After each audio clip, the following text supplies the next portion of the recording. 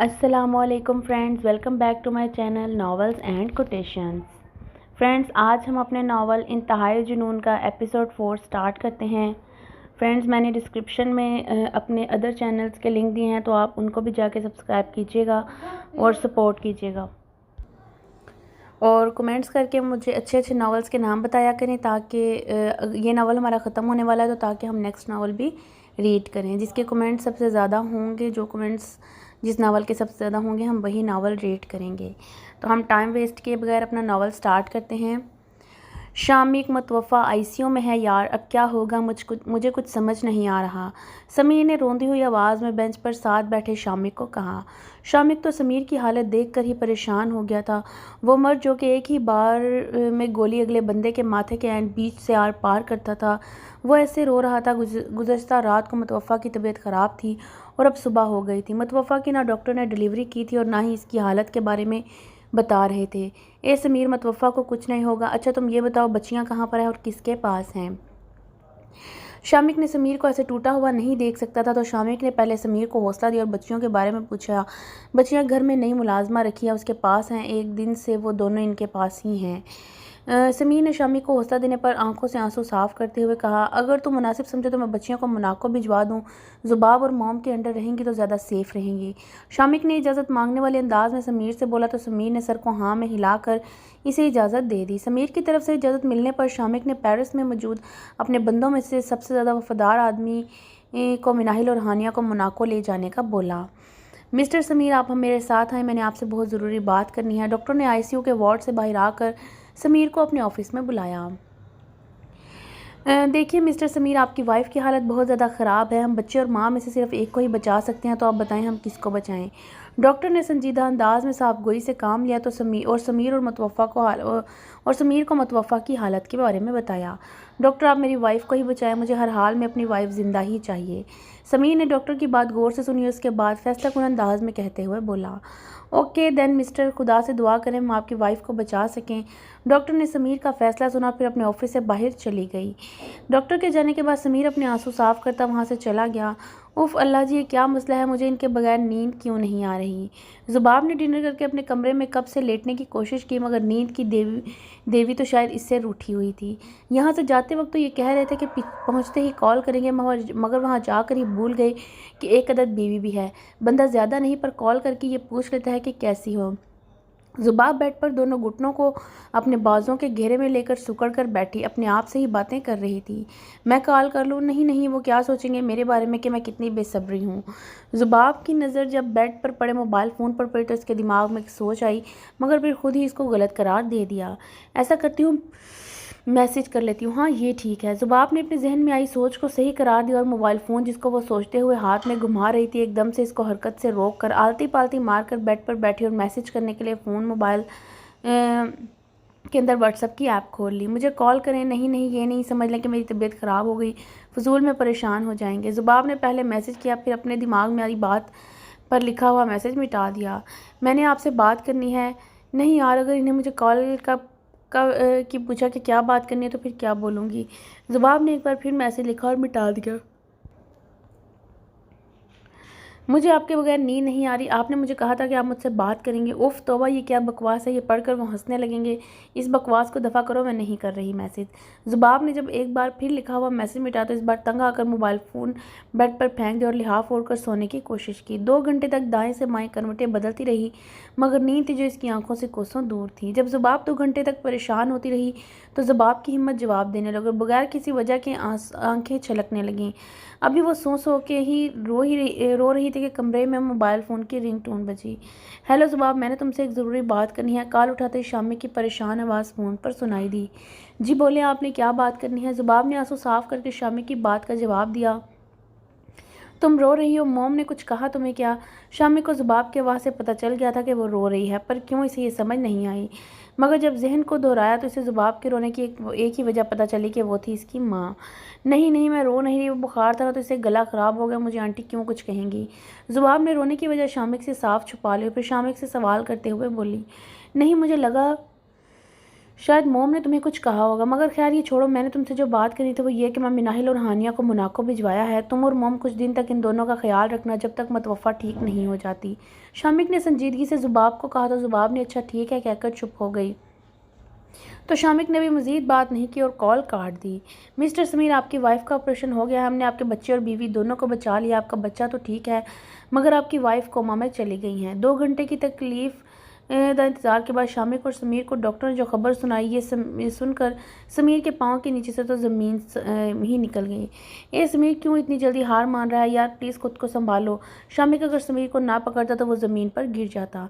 शामिक ने समीर को सहारा देकर बेंच पर बिठाया और इसे हौसला देने की नाकाम कोशिश की। शामिक, ये सब मेरी वजह से हुआ है। मतवफ़ा भी मेरी माँ की तरह मुझे छोड़ देगी। यार, मैंने अनजाने में इसके साथ अपने बाप जैसा ही सलूक कर दिया। समीर ने अपने हाथ को अपने माथे पर ज़ोर ज़ोर से मारा और अपने माजी का हवाला देते हुए शामिक के गले लग के रोने लगा। तुम्हें पता है शामिक, मतवफ़ा की तबीयत रात को ख़राब हुई तो इसने कहा था कि समीर, मैं चाहती हूँ मैं मर जाऊँ ताकि आपको मेरी कदर हो। समीर ने शामिक से अलग होकर अपना सर अपने हाथों में पकड़कर रोते हुए कहा। तो शामिक ने समीर के बाएं कंधे पर हाथ रखकर इसे अपने साथ लगाया। समीर, तुम्हें पता है मैंने कभी भी तुम्हारी वाली गलती नहीं की। मैंने कभी भी ज़ुबाब को ख़रीदी हुई चीज़ नहीं समझा। अगर कुछ भी हो वो मेरी बीवी है। तुम्हें पता है समीर, मैं भी ज़ुबाब को ख़रीद के लाया हूँ, मगर मैंने इसे अपनी अपनायत से अपनाया है। मैं भी इसे मार कर, गुस्सा करके, डरा के रख सकता था, पर मैंने ऐसा नहीं किया क्योंकि मुझे अपने लिए बीवी चाहिए थी, ग़ुलाम नहीं। सिर्फ तुम नहीं समीर, हम सब जो इस लाक़ानूनियत की दुनिया में रहता है, इसका दिमाग में हमेशा यही होता है, जब वो चीज़ जो तुम ख़रीद कर लाए हो इसकी कदर क्यों करनी। शामिक ने नम लहजा और भीगी हुई आंखों से समीर को समझाते हुए कहा और अपनी बात के आखिर में तंज़िया हंसा।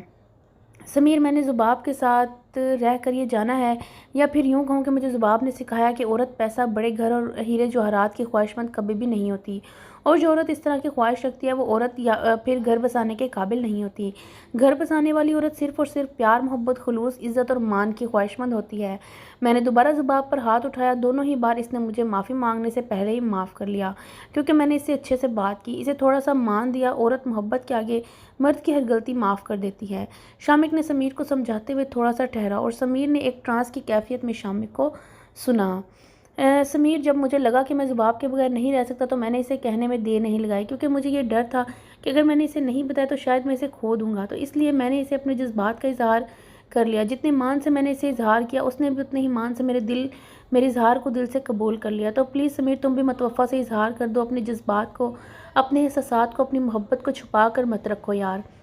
बोल दो, मतवफ़ा तेरे प्यार के इजहार का इंतज़ार कर रही है। जाओ, इससे मिलो, इस अपने प्यार का वास्ता देकर वापस बुला लो। समीर, अभी भी देर नहीं हुई, प्लीज़ जाओ, मतवफ़ा को ज़िंदगी की तरफ ले आओ। शामिक ने समीर का हाथ पकड़कर इसे मतवफ़ा से अपने प्यार का इजहार करने का कहा। इसे ज़बरदस्ती आईसीयू के दरवाजे तक लेकर गया और फिर आईसीयू के अंदर जाने का बोला। तो समीर ने अपनी आंखें साफ़ की और आईसीयू के अंदर चला गया, ये वादा करके कि वो मतवफ़ा से प्यार का इजहार करेगा। मतवफ़ा, मुझे नहीं पता तुम मुझे सुन रही हो, मुझे पता है तुम मुझे महसूस कर रही हो, मगर मुझसे नाराज़ होना इसलिए मुझसे बात नहीं कर रही। समीर आईसीयू में अंदर आया तो ऑक्सीजन मास्क और दीगर मशीनों में गिरी हुई मतवफ़ा का हाथ प्यार से अपने हाथ में पकड़ा और अपने आंसुओं को रोकने की कोशिश करते हुए मतवफ़ा से बात की। तुम्हारी बात ने मुझे अंदर तक झंझोड़ कर रख दिया और मतवफ़ा हमारा बेटा हुआ है, मगर मैंने अभी तक इसे नहीं देखा, क्योंकि मैं इसे अपने हाथों में तब लूँगा जब तुम इसे मेरी गोद में दोगी। प्लीज़ मतवफ़ा, मुझे माफ़ कर दो। मैं अपनी हर गलती, अपनी हर बुरी बात, हर बुरे लहजे, हर बुरे रवैये की माफ़ी मांगता हूँ। खुदा का वास्ता है, मुझे माफ़ कर दो। सिर्फ़ एक बार मुझे माफ़ करके सब कुछ भूल के मेरी ज़िंदगी में वापस आ जाओ। समीर ने सच्चे दिल से मतवफ़ा से माफ़ी मांगी, मगर मतवफ़ा की आंख से सिवाय आंसू की एक लकीर के इसके जिस्म में कोई हरकत ना हुई। मतवफ़ा, शामिक, डॉक्टर को बुलाओ प्लीज़। वो मतवफ़ा की हार्ट बीट बंद हो गई है। समीर ने मतवफ़ा से बात करते हुए जब इसकी दिल की धड़कनों को बताने वाली मशीन इलेक्ट्रोकार्डियोग्राम जब एक मुंतकिम लाइन पर चलने लगी तो समीर ने मतवफ़ा को आवाज़ दी, मगर जब इसकी हालत में कोई हरकत नहीं हुई तो फिर आईसीयू से बाहर आकर शामिक को बुलाया। समीर की बात पर डॉक्टर्स और पैरामेडिकल स्टाफ मतवफ़ा के पास पहुंचा। इसे ज़िंदगी की तरफ लाने के लिए एक अपनी सी कोशिश भी की, मगर जब सांसें लेने वाला सांसें बंद कर दे तो कोई भी बशर इसे सांसें नहीं दे सकता। आई एम सॉरी मिस्टर, हम आपकी तरफ से आपकी वाइफ को बचाने की कोशिश की, मगर मुझे अफसोस से कहना पड़ रहा है कि हम आपकी वाइफ को नहीं बचा सके। डॉक्टर ने बाहर आकर समीर और शामिक को समीर की ज़िंदगी की सबसे बुरी खबर सुनाई। डॉक्टर बात करके चले गए, चल पड़ी, मगर समीर वही ज़मीन पर ही बैठ गया। बस चुप मेरी जान, आपको भूख लगी है, मैं भी आपका फीडर बना रही हूँ मेरी जान, बस 2 मिनट। मुनाहिल जो गला फाड़ कर रो रही थी, इसको चुप करवाने में हलकान होती ज़ुबाब ने एक हाथ में रोती हुई मुनाहिल को उठाया और दूसरे हाथ से मुनाहिल के लिए दूध बनाने की कोशिश में लगी हुई थी। मुतवफ़्फ़ा को मरे 2 दिन हो गए थे। हानिया तो छोटी होने की वजह से ज़ुबाब के लम्स को ही अपनी माँ का लम्स समझने लगी थी, मगर मुनाहिल मुतवफ़्फ़ा के लम्स से वाकिफ़ थी, तो इसको संभालना ज़ुबाब के लिए बहुत मुश्किल हो गया था। ज़ुबाब को तो मुतवफ़्फ़ा की मौत का यकीन ही नहीं आ रहा था कि कोई ऐसे भी दुनिया से चला जाता है। मुतवफ़्फ़ा के जाने के बाद तो मुनाहिल और हानिया के आधे से ज़्यादा काम ज़ुबाब ही करना शुरू हो गई थी। मुनाहिल और हानिया के बहुत सारे काम महरुन्निसा बेगम भी करती थी। ज़ुबाब ने तो महरुन्निसा बेगम को मुतवफ़्फ़ा की मौत पर फूट फूट कर रोते हुए भी देखा था। भाभी, आप मिनाहिल को मुझे दें, आप सुकून से इसका फीडर बनाएं। मिनाहिल के रोने पर शाहरुख अपने कमरे से बाहर आया और मिनाहिल को ज़ुबाब से लेते हुए बोला, अरे ये तो मेरे पास नहीं आ रही है, पैसे करे। भाभी आप मुझे ये बताएं कि दूध कैसे बनता है। शाहरुख ने ज़ुबाब से पहले मिनाहिल को लेना चाहा, मगर जब मिनाहिल ने शाहरुख के हाथ बढ़ाने पर ज़ुबाब की गर्दन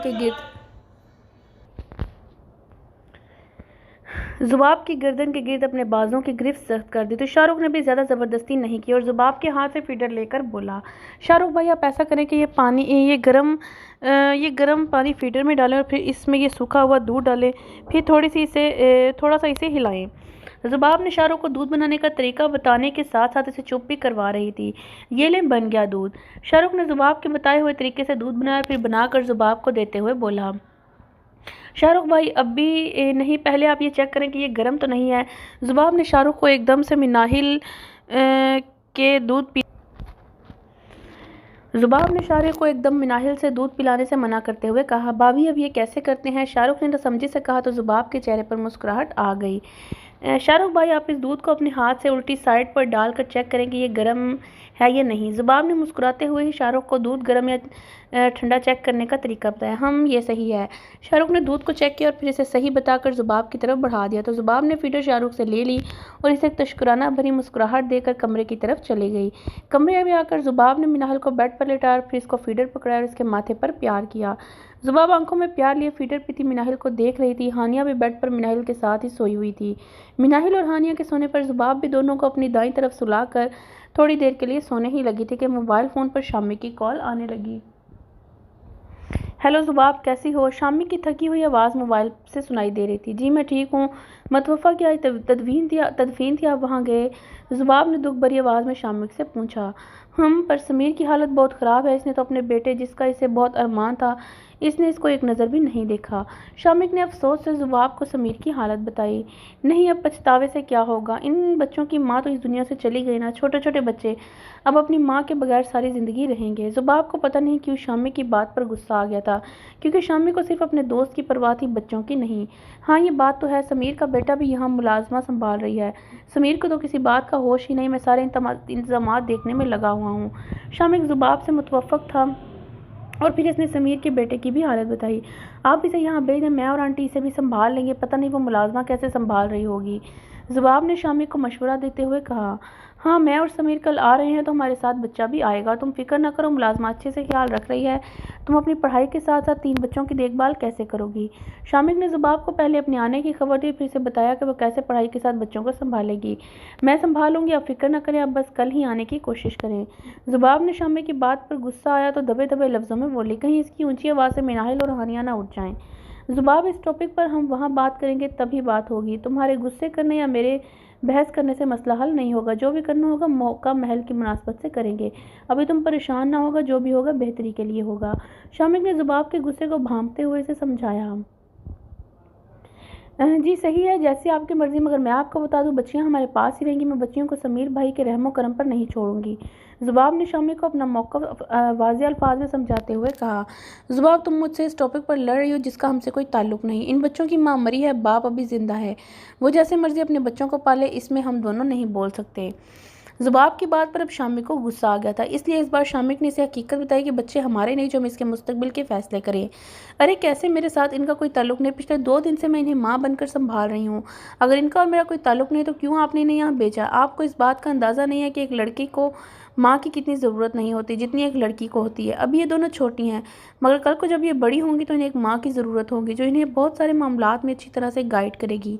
शामी की बात करने के अंदाज़ पर ज़ुबाब ने भी अपनी आवाज़ ऊंची रखकर फिर शामी को मनाने के लिए दलीलें पेश की। ज़ुबाब, हम इस टॉपिक पर कल बात करेंगे, अभी तो ख्याल रखो, बाय। शामिक बहुत ज़्यादा थका हुआ था तो वो ज़ुबाब से कोई बात नहीं करना चाहता था, जो बाद में ज़ुबाब के नाराज़ होने का बायस बने। तो इसलिए तहम्मुल से ज़ुबाब को कल बात करने का बोलकर कॉल काट दी। शामिक का कॉल काटने पर ज़ुबाब ने मोबाइल फ़ोन बेड की साइड पर पटकते हुए रखा और फिर मिनाहिल और हानिया की तरफ अपना रुख किया और दोनों के ऊपर अपने बाजू फैलाकर इन दोनों को ममता का एहसास दिलाकर सो गई। समीर, अपने आप को संभालो यार, अपने लिए ना सही अपने बच्चों का सोचो, अपने बच्चों का ना सोचकर तुम मुतवफ़ा को भी तकलीफ़ पहुंचा रहे हो। शामिक ने बच्चों की तरह रोते हुए समीर को हौसला देते हुए कहा। शामिक, जो कि ज़ुबाब के साथ बात करके समीर के कमरे में आया, कमरे मुकम्मल अंधेरे में डूबा हुआ था और समीर मुतवफ़ा की फ्रेम को दिल से लगाए बच्चों की तरह रो रहा था। इस बच्चे की तरह जिसकी सबसे ज़्यादा कीमती चीज़ गुम हो गई हो, मगर जब वो चीज़ इसके पास थी तो इसने इसकी कदर नहीं की। शामिक, मुतवफ़ा इतनी ज़ालिम तो ना थी जितना बड़ा जुल्म इसने मेरे साथ किया है। शामिक, वो एक बार मुझे बोल देती कि इस दुनिया से चली जाती। जाओ समीर, मैंने तुम्हें माफ़ किया, तुम पर एहसान करती हूँ। समीर, शामिक के हौसला देने से इसके गले लगकर रोना शुरू हो गया। समीर, मुतवफ़ा का तुम्हारे साथ इतना ही अरसा लिखा हुआ था, वो अपनी इतनी ही ज़िंदगी लिख के लाई थी। अब तुमने अपने बच्चों को देखना है यार, प्लीज़ बच्चों की तरह खुद को संभाल, बच्चों की खातिर खुद को संभाल लो। शामिक ने समीर के आंसू साफ कर उसे चुप करवाते हुए कहा। अच्छा, तुम मुझे ये बताओ, तुमने अभी तक अपने बेटे को क्यों नहीं देखा? तुम्हारी तो ख्वाहिश थी ना तुम्हारा बेटा हो, और अल्लाह ने दे तो दिया है तुम्हें। इसकी गोद में उठाओ, इसे प्यार करो, इसे अपने होने का एहसास दिलाओ।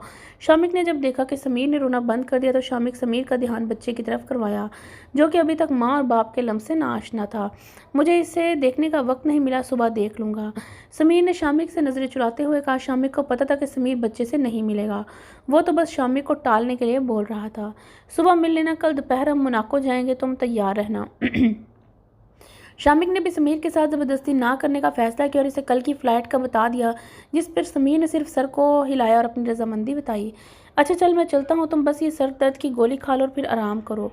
शामिक ने समीर के कमरे से बाहर जाने से पहले अपनी हथेली पर नींद की गोली निकाली और फिर समीर को झूठ बोलकर कि सर दर्द की गोली इसे खिला दी।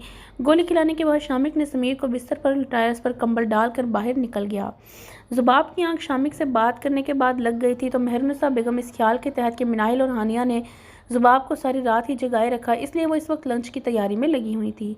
अरे आंटी, मैं लंच बनाने के लिए अभी आ ही रही थी, ज़ुबाब ने बालों का जल्दी से जुड़ा बनाते हुए कहा। ज़ुबाब की आंख मिनाहिल की नींद में टांग मारने पर खुल गई थी। जब इसने घड़ी पर टाइम देखा तो लंच का सोचकर जल्दी से बाहर आ गई। नहीं, तुम रहने दो, सारी रात तुम्हें बच्चियों ने जगाए रखा और वो दोनों तुम्हारे अलावा किसी के पास भी नहीं जाती, वरना एक को मैं ही संभाल लेती। मेहरुन्निसा बेगम ने ज़ुबाब को खाना बनाने से मना किया, फिर ज़ुबाब को आंख के इशारे से किचन में रखे टूल पर बैठने का कहा और सब्ज़ी काटते हुए ज़ुबाब से भी बातें करती रहीं। जी आंटी, बस मिनाहिल मुतवफ़ा को मिस करती है। तो रात को भी मिनाहिल के रोने पर हानिया भी उठ गई थी। ज़ुबाब ने टूल पर बैठते ही मेहरुन्निसा बेगम को जवाब दिया, जबकि मुतवफ़ा के जिक्र पर मेहरुन्निसा बेगम ने एक अफसोस भरी नज़र आह भरी। मुझे तो ये समझ नहीं आती कि समीर अकेले 3-3 बच्चों को कैसे संभालेगा।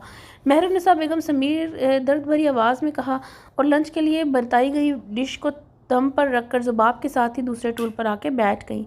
जी आंटी, इस बात पर मैंने इनको बोला है कि बच्चे भले ही समीर भाई अपने पास रखें, मगर बच्चियां हम अपने पास रखेंगे। ज़ुबाब ने डरते हुए मेहरुन्निसा बेगम को बात बताई कि कहीं ये भी शामिक की हमायत याफ्ता ना निकले और बच्चियां इसको छोड़ कर ना चली जाएं। ये तो तुमने मेरे मुंह की बात कर ली। बच्चियों के 100 मामलात होते हैं, 100 काम होते हैं, वो कैसे एक मुलाजमा या फिर एक भाई अपने बाप को बताएंगी। इनके सर पर एक ऐसी औरत होनी चाहिए जो इन्हें अच्छी परवरिश दे सके। मेहरुन्निसा बेगम ने ज़ुबाब के मौक़िफ़ की मनोअन हमायत की तो ज़ुबाब को थोड़ा सा सुकून मिला। पर आंटी, वो ये कह रहे थे कि बच्चियों के मुस्तकबिल का फैसला समीर भाई ही करेंगे, जैसी उनकी मर्ज़ी होगी वही होगा। ज़ुबाब ने परेशान अंदाज में मेहरुन्निसा को शामिक के मौक़िफ़ भी पहले ही बता दिया कि कहीं शामिक के आने के बाद मेहरुन्निसा बेगम इनके मौक़िफ़ की हमायत न करने लग जाएं। अरे तुम परेशान हो, मैं समीर और शामिक दोनों से बात करूँगी। अरे भाई, हम कौन सा गैर हैं जो समीर की बच्चियाँ हमारे पास नहीं पल सकती। माशाल्लाह से मेरा तीसरा बेटा है, समीर भी तो फिर इस बच्चियाँ दादी के पास नहीं रह सकती। मेहरुन्निसा बेगम ने ज़ुबाब की बात पर इसे यकीन दहानी करवाने वाले अंदाज में कहा और फिर उठकर डिश की तरफ गईं। तो ज़ुबाब ने मेहरुन्निसा बेगम के अंदाज पर इन्हें कमर की तरफ से हक किया। Thank you so much aunty, आपको नहीं पता आपने मेरी कितनी बड़ी ख्वाहिश पूरी कर दी। ज़ुबाब खुश होकर मेहरुन्निसा बेगम को हक किए बोल रही थी। ये थैंक यू बाद में करना, पहले इधर बैठो, मुझे तुमसे ज़रूरी बात करनी है। तुमसे बात करके ही मैं शामिक और समीर से बात करूँगी। मेहरुन्निसा बेगम ने ज़ुबाब को बाजुओं से पकड़कर टूल पर बिठाते हुए संजीदगी से बोली। जी आंटी, जैसे आप बोलें कि मैं वैसा ही करूँगी। बस आप इन्हें और समीर भाई को राज़ी कर लेना। ज़ुबाब ने मिन्नत करने वाले अंदाज में मेहरुन्निसा बेगम हाथ पकड़कर बोलीं, तुम्हारा स्कूल 2 दिन बाद दोबारा से खुल रहा है तो पढ़ाई के साथ साथ 2 बच्चियों को भी पाल पाओगी। देखो भाई, साफ बात है कि मेरी उम्र अब वो नहीं रही कि मैं बच्चियों की देखभाल करूं। दूसरी ओर सबसे अहम बात यह कि तुम्हारे वक्ती जज्बात तो नहीं, ये ना हो 2-3 दिन पालो, तीसरे दिन फिर इन बच्चों या तीसरे दिन या फिर अपने बच्चों के आने पर इन बच्चियों के साथ जुल्म कर दो। मेहरुन्निसा बेगम ने ज़ुबाब से इन पहलुओं पर बात की जिन पर ज़ुबाब ने सोचा ही नहीं था। शायद वो सच में ही जज्बात में इन पहलुओं पर ना सोच सकी। आंटी, पहली बात, मेरी पढ़ाई में ये बच्चियां किसी भी किस्म की रुकावट नहीं बनेगी। दूसरी बात, जिसकी अपनी माँ ना हो वो कभी भी ऐसी बच्चियों के साथ जुल्म नहीं कर पाएंगी जिनकी माँ ना हो। मुझे पता है माँ ना हो तो बंदा कैसे भरी दुनिया में अकेला होता है। मुझसे आपको बच्चियों के हवाले से कोई शिकायत नहीं मिलेगी। ज़ुबाब ने कुछ पल सोचने के बाद मेहरुन्निसा बेगम का हाथ अपने हाथ में लेकर उसे यकीन दहानी करवाने की कोशिश की और फिर रुबाब के जिक्र पर रोने लगी। अच्छा बस चुप करो, मुझे भी रुला दिया। मैं बात करूंगी शामिक और समीर से, तुम बेफिक्र रहो। मेहरुन्निसा बेगम ने मुतमईन होकर अपने आंसू साफ किए और फिर मुस्कुराते हुए ज़ुबाब का गाल थपथपाते हुए बोली। ज़ुबाब भी मेहरुन्निसा बेगम के कहने पर मुस्कुरा गई। OMG, ये मेरी आंखें कैसा मंजर देख रही हैं। सास बहू जो कि दूसरों की आंखों में आंसू देती थी, यहाँ पर एक दूसरे के आंसू साफ कर रही हैं। शाहरुख जो कि भूख के हाथों मजबूर होकर किचन में आया था, वहाँ पर मेहरुन्निसा बेगम और ज़ुबाब को इस तरह मुस्कुराहटों के तबादले करते हुए देखा तो दोनों का मजाक उड़ाते हुए बोला। शाहरुख की बात पर ज़ुबाब और मेहरुन्निसा बेगम दोनों ही खिलकर हंसी। अरे आपको किसने कहा यहाँ सास बहू है, यहाँ तो माँ बेटी बातें कर रही थी। ज़ुबाब ने टूल से उठकर मेहरुन्निसा बेगम को प्यार से हक करते हुए बोला, जबकि ज़ुबाब की बात पर मेहरुन्निसा बेगम ने हंसी रोकने की कोशिश की। मॉम, मुझे चक्कर आ रहे हैं, मुझे पकड़े, मैं खुशी से बेहोश हो रहा हूँ। ज़ुबाब की बात पर शाहरुख ने बेहोश होने का नाटक किया। शाहरुख भाई, आप ऐसा करें, अब हम माँ बेटी से जेलस ना हों। ज़ुबाब ने शाहरुख के कंधे पर एक थप्पड़ मारा। तुम दोनों चुप करो और ज़ुबाब जाओ, तुम खाने की मेज़ पर बर्तन लगाओ, फिर खाना लगाना। तब तक ज़रा मैं फ्रेश होकर आ जाऊँ, गर्मी में पसीने पसीने हो गई हूँ। मेहरुन्निसा बेगम ने दोनों को चुप करवाने के लिए लहजा में मसनूई सख्ती लाई और दोनों ही चुप हो गए और फिर वो अपने कमरे की तरफ चल पड़ी। शाहरुख भाई, आप बाहर जा रहे हैं तो ये कुछ सामान है जिसकी बच्चियों को ज़रूरत है, तो आप ये ले आइएगा और चंद खिलौने भी ले आइएगा। शाहरुख जो कि खाना खाकर घर से बाहर जा रहा था, ज़ुबाब की आवाज़ पर पलटा तो ज़ुबाब ने इसके हाथ में एक चिट पकड़ा दी और साथ में खिलौने लाने की भी हदायत की। जी भाभी, लेकर आ जाऊँगा। शाहरुख ने पहले तो हैरानगी से ज़ुबाब को देखा, फिर दिल पर पत्थर रख के हाँ कह दिया कि ज़ुबाब खुश होकर अपने कमरे में चली गई। रीनिया, मैं तुम्हारे घर के बाहर खड़ा हूँ, जल्दी आओ। शाहरुख ने लहजे में दुनिया भर का प्यार लाकर बोला। शाहरुख गाड़ी लेकर अपार्टमेंट से निकला और एक अपार्टमेंट के बाहर आकर रोका। फिर इसने अपने मोबाइल जेब से निकाला और माय वाइफ वाले नंबर पर कॉल कर दी। हाय बेबी, कैसे हो? इतने दिनों बाद मुझसे मिलने के लिए आए हो? रीनिया ने गाड़ी का दरवाज़ा खोला और फिर अंदर बैठे ही शाहरुख के गिर्द बाजू फैलाकर शाहरुख के गाल पर किस करते हुए बोली। रीनिया एक मॉडल थी जिससे शाहरुख ने पिछली दफ़ा एक क्लब में दोस्ती की थी।